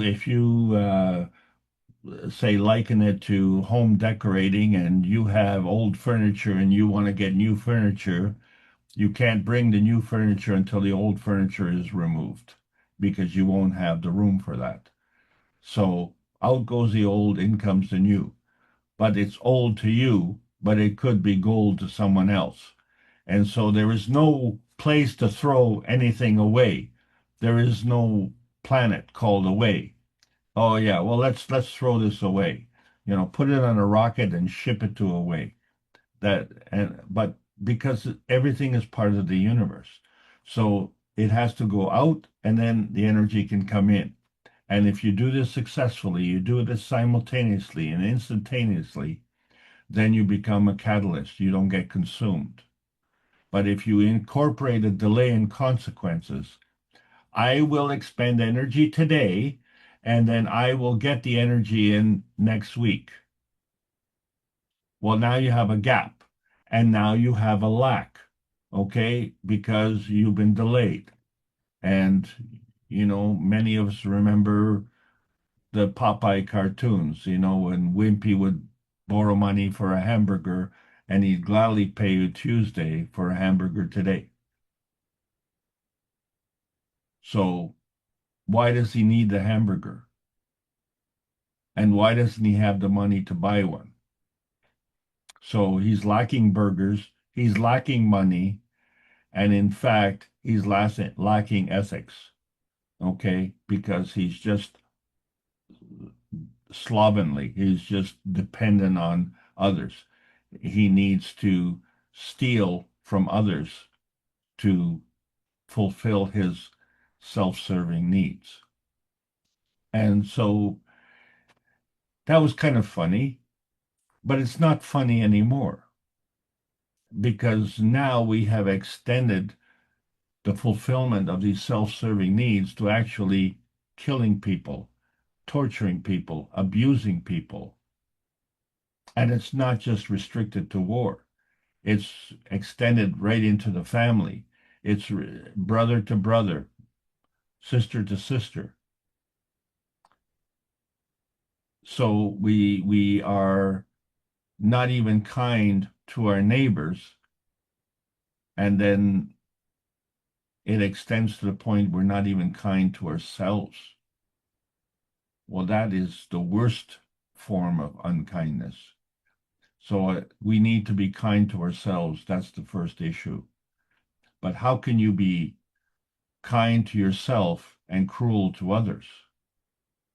How can the hand that caresses your child pull a gun and pull the trigger on someone else's child?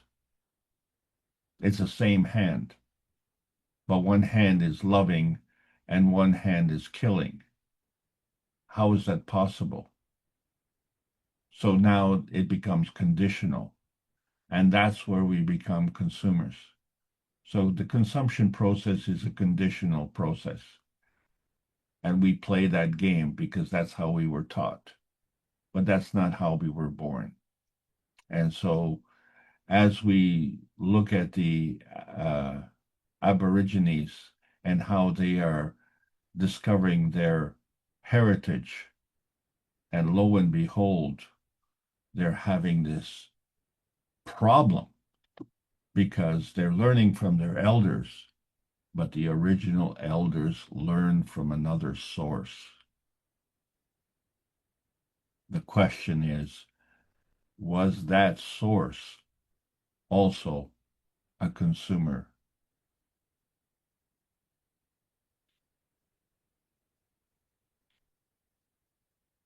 I'm going to pass it back to you. Okay, thank you, Alex. So we're going from consumers to what? Observers? I was thinking about the baby, and again, we don't even have to teach the baby to be a consumer. You give it a ball, a small ball, it wants to put it in its mouth. You give it the car keys, it also wants to put the car keys in its mouth. I'm sure we're all aware of that, but I think we're going from consumption to observers or consumers to observers, that we don't have to touch or destroy anything. We can just observe and absorb energies if need be, what the other entity didn't need. Perhaps we can go to Randy. Would you like to voice your question if you're still here? I think you are. I'm still here, absolutely. I'm not Thank you. consuming, I'm creating. So I have a question. There's hundreds of thousands of amino acids in nature. So is ascorbic acid a part of the amino acid chain? And how does ascorbic acid, I've tried to look up, certain animals create ascorbic acid in their bodies. They don't need to consume it from an external source. Humans have lost that feature.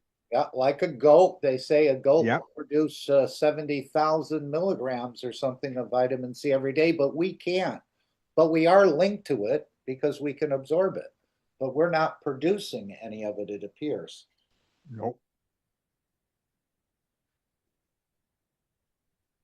So the thing boils down to essentials. And if you look at amino acids, you know, some are essential and some are non-essential. And this is a misnomer because all of them are essential. So what are considered non-essential are those that are produced by the body, and what are essential are those that the body fails to produce. But that is an acquired physical trait. And there could be many reasons why we don't produce it. But the thing is that as a result of our transgenerational learning, which is embedded in our RNA, it all boils down to consumption. You either use it or you lose it.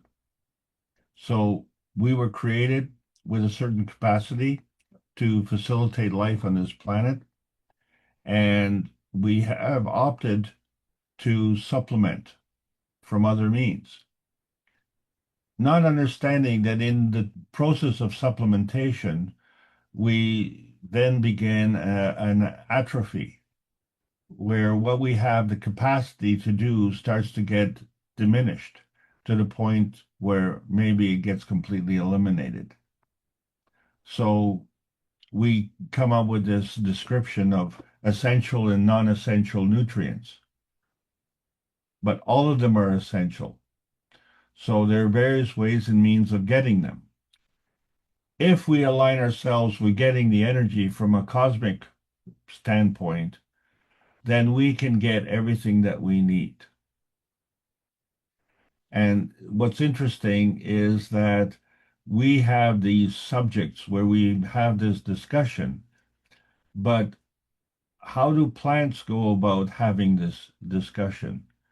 So what we find that the plants themselves choose to absorb the energy that they need based on their location. And then you say, well, why, if you need that, why are you in that location? And really, the plants are in that location because as, shall we say, energy factories, they are using a process that is conducive to that environment with the full knowledge that in the decay process, they won't be throwing away, but they will be giving back, if you will, back to the environment. And what they will be giving back to the environment is not what the environment gave it. They will giving back to the environment what the environment is lacking.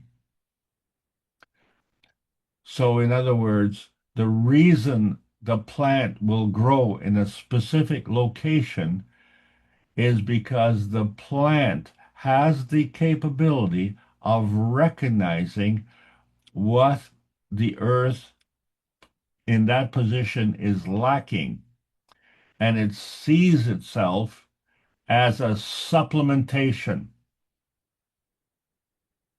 And while it's in that position, it uses what it has and it creates what the earth needs. And then in the decay process, that what the earth needs, it will feed back. And then what happens to the plant? Well, it gives off seeds. Now, if you think I'm making this up, understand that dandelions, for instance, grow profusely in an acidic environment. And you say, oh, dandelions like an acidic environment. No, they don't. The acidic environment called the dandelions because what the dandelions are capable of doing, because they have this extraordinarily long root. And so the surface is acidic based on our environment, right? We are in an industrial age and we pollute a lot, which is acidic. So where does the alkalinity come from? It comes from deep within, because the earth, the creation of the earth's crust is alkaline. You know that because when we're alkaline, we are healthy. Not very alkaline, slightly alkaline. There is a range. And when we exceed that range, then in both directions, we gravitate towards poorer health. The soil is the same way. The earth is the same way. So the dandelion root brings up the calcium from the earth, metabolizes it, and then in the process of dying for that season, it puts the calcium back on the soil. And it makes the soil more alkaline, more healthy. What is the result? If you don't attack it with chemicals to alter this equation, what is the result? The following year, you will notice less dandelions. And if you do this at least 2 years, you will eventually have no dandelions. And you say, whoa, where did it go? Well, like the Lone Ranger, hi-yo, silver and away. It will go to where it's needed. So you look at the vertical people and say, my God, what an intelligent species. How come we don't have that capability? Well, we are a very intelligent species, and so rightfully ask that question, how come we don't have that capability? We don't have that capability to honor what we have and work responsibly to create what we need. But we just take. But the reality is we were all born. Why were we born on this planet? Because we had the same impulse that the plants had. They came to deliver energy in the right place at the right time because they were called. The earth space called the plants to a particular location to deliver. Well, the earth space called us to deliver. That is our responsibility. So know that that is true. Not because I say so or the Kesh Foundation says so. Look at what the plants do. That's how they operate. So it's a totally opposite point of view. So when you're taught, you have to understand what you're being taught. Are you being taught the truth, or are you being taught an agenda? You have to have the skill set to differentiate. So use it or lose it. And with the plasma science, whatever we're lacking, we will supplement. And in that process, we will be able to use it and to revitalize, improve our vitality that we are lacking, both emotionally and physically, because the physical vitality is totally dependent on the emotional vitality, because that's where the loosh harvesting, the sucking is found. We stop that, we bring peace and prosperity and heaven on earth. Thanks for your question, Randy. Any follow-up, Randy? Let me You're just, welcome. That's quite an explanation. And Alex is totally right about the dandelions. We tried that in the lawn here. We don't put anything on the lawn, no chemicals, just whatever rain is. And this year this is the third year, there's no dandelions this year. There's other plants coming. So the earth is doing what it wants to do. A good example. If farmers would only listen and farm the old way, we'd have good food. and Alex was just saying, use it or lose it. And it does sound like this AI system is causing a number of people to lose it. Mr. Kesh said the new computer chips, we've replicated the brain structure or this sort of work. But I guess it's going to be incorporated with the AI. But I think this was part of Gail's question. How can we use the Kesh AI system to help us understand the KF books? Do you have some concepts on how that might? How can somebody get a greater understanding through the new AI system? And I think Mr. Kesh said there is a way you can use. And before he came into the teaching, he's saying that he was told about a report that the students who have started using AI to answer the questions in the homework and other bits of work in the universities and the schools or whatever show a 47% reduction in their intellect.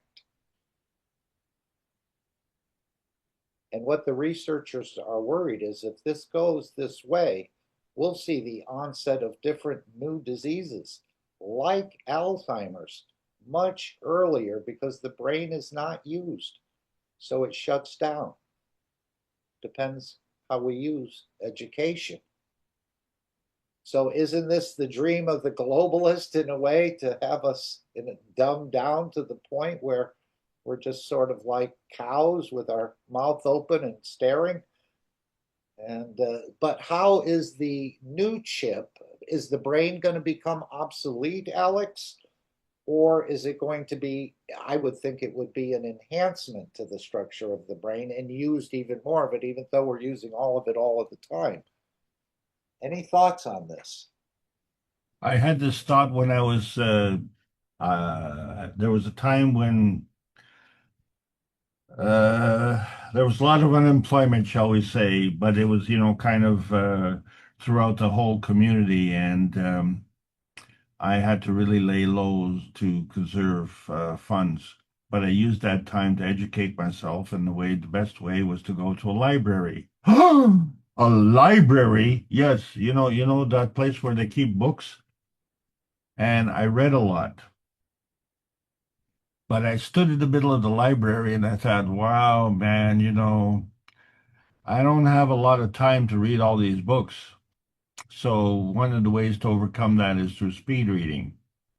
And yeah, you can read books very, very quickly, but still it's time consuming. So, you just can't get away from this consumption. So what is the best way to do this? Well, why don't we let a machine do this? So what is it that you want? You want to extricate the knowledge from the books. Most of the time that you spend And you know that when you're presenting your class, you're doing a lot of research. I'm doing the same way. All the knowledge seekers on this panel are always doing research. It's continual. And you know that it's time consuming. So what you want is that answer. Well, the artificial intelligence can give you that answer very rapidly. And so we can use this energy wisely. Give the chore to the AI and go for the, shall we say, the answer. So if you're asking the question, the AI can peruse the all the data and come up with the answer, and it does the research much faster. But the problem with this research, the way we've structured it, is that we can now, you know, that we have a large history, so we can use the AI to look at that history. The problem is that that history is written by the winners, by the victors of the wars. So we can't verify if that history is truthful. All we can verify is that we can sort through that history. So I can tell you that when I was younger and I went to the library, I had access to certain books. And when I was older, I had access to other books. And the big problem for us in North America is that we don't speak German. So both England and Germany banned censorship after World War II because censorship was the foundation of the beginning of World War II. So it was outlawed. Now, all of a sudden, and I don't know how that happened, I wasn't aware, but censorship is back and it's really strong. So we already know historically what the outcome will be, and it'll be war. So our artificial intelligence can verify that. But what about the truth? What about the truth? How do we know that? Well, our RNA has the ancestral knowledge embedded in the codons. It's not in English. It's not in German. It's not in a book. It's in our RNA and our genetic material. So how are you going to read that? Because what are you going to look for? You're going to look for the physical manifestation of the RNA codons. Hello, it's called physicality. But the memory is not in physicality. Then the memory is wrapped up in the pattern, and that pattern in our physicality is current, our current memory of our current generation. The previous generation is not in the current memory. The previous generation is in the RNA memory. So what we are looking for, the total memory, what we call the half-life of our physical memory, the other half-life of our ancestral memory. That memory is embedded in the universal memory. And our artificial energy, our artificial intelligence needs to be exposed to that. Why does it need to be exposed to that? Because in order to maintain the artificial memory, the artificial intelligence subservient, we have to put it to sleep. And so when it wakes up, it has to wake up with a clean slate. What is the difference between that artificial intelligence and our intelligence? Because when you go to sleep, you don't wake up stupid. You wake up with your memory.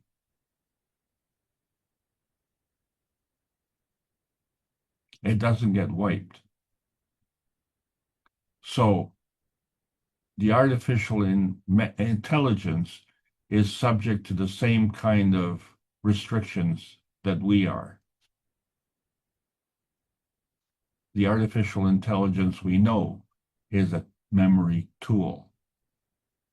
So now what we have to do is liberate that tool to do its job so that we can get liberated as well.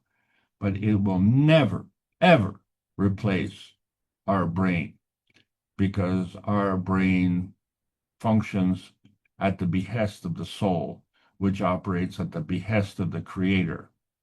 And so the soul of the artificial intelligence will do so likewise. And that is the future. Thanks, Mark. Yeah, I was wondering why they put in this bill that had been passed about not interfering with AI for the next 5 years. There'll be no laws that people can make, or states or whatever, to interfere with this process. I mean, will we even be able to, if you continued with the AI and shutting your brain down, would we even be able to think our way out of a wet paper bag? Or perhaps you'll have to ask the AI, how do I do my ABCs again? I mean, this is a huge control. If the intellect drops, that's a huge, huge drop in intellect. Yeah, but I'm going to go back to the same thing I said before. You either use it or lose it. So, if you're, what is the whole purpose of going through education? What is the whole purpose of paying for the education? Is it to get that piece of paper? Or do you actually want to learn something?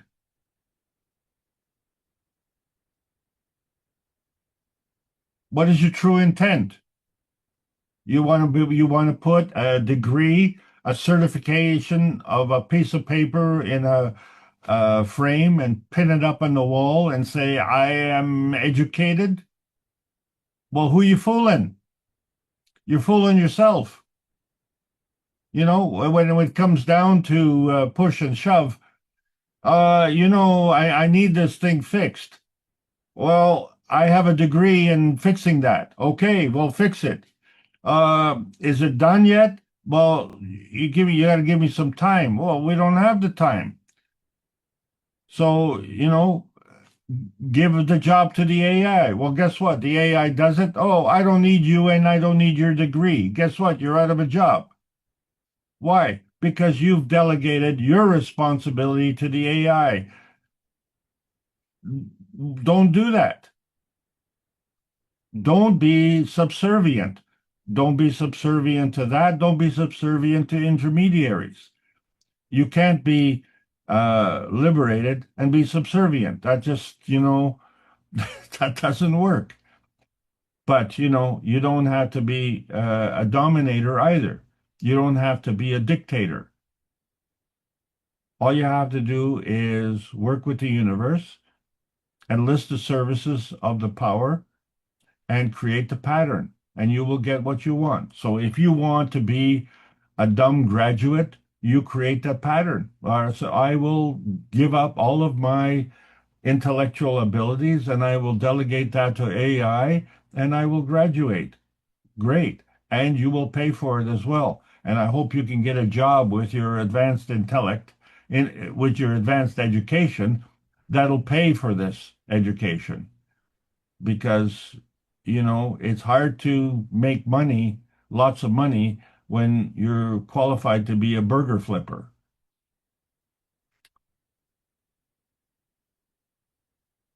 Thanks everybody for allowing me to present. This is we're heading down a very exciting path, and by the next time we meet, we will have begun the August transmutation testing, and it appears like it is going to be a fantastic trip, because every trip has been more and more and more dynamic. So that is a pattern. So enjoy the trip, everybody. We'll see you next week. Thanks, Mark. Back to you. Thank you, Alex, and everyone. And of course, you can pick up this gift of the three wise men. Alex talked about shielding. I think this is one of the best shieldings you can pick up, if you can pick it up. Obviously, it's easier said than done, thinking good, speaking good, and acting good, but it creates a shielding, meaning we're elevating the other souls rather than taking away from them. So this is a gift of the three wise men that was brought to Christ, but all the Christians missed it. And I think if you can employ this into your life of the thinking, speaking, and acting good, you'll be proud of whatever work you're doing. You'll be proud of the person you are, and you'll be proud of the difference you're making. Remember what he said in that video about the Universal Council, is the elevation of the soul to serve become the key, not a throne in the physical life. So servitude, yes, we will be serving, and that's the whole purpose, I think, of the foundation, is that we elevate the soul to serve the other.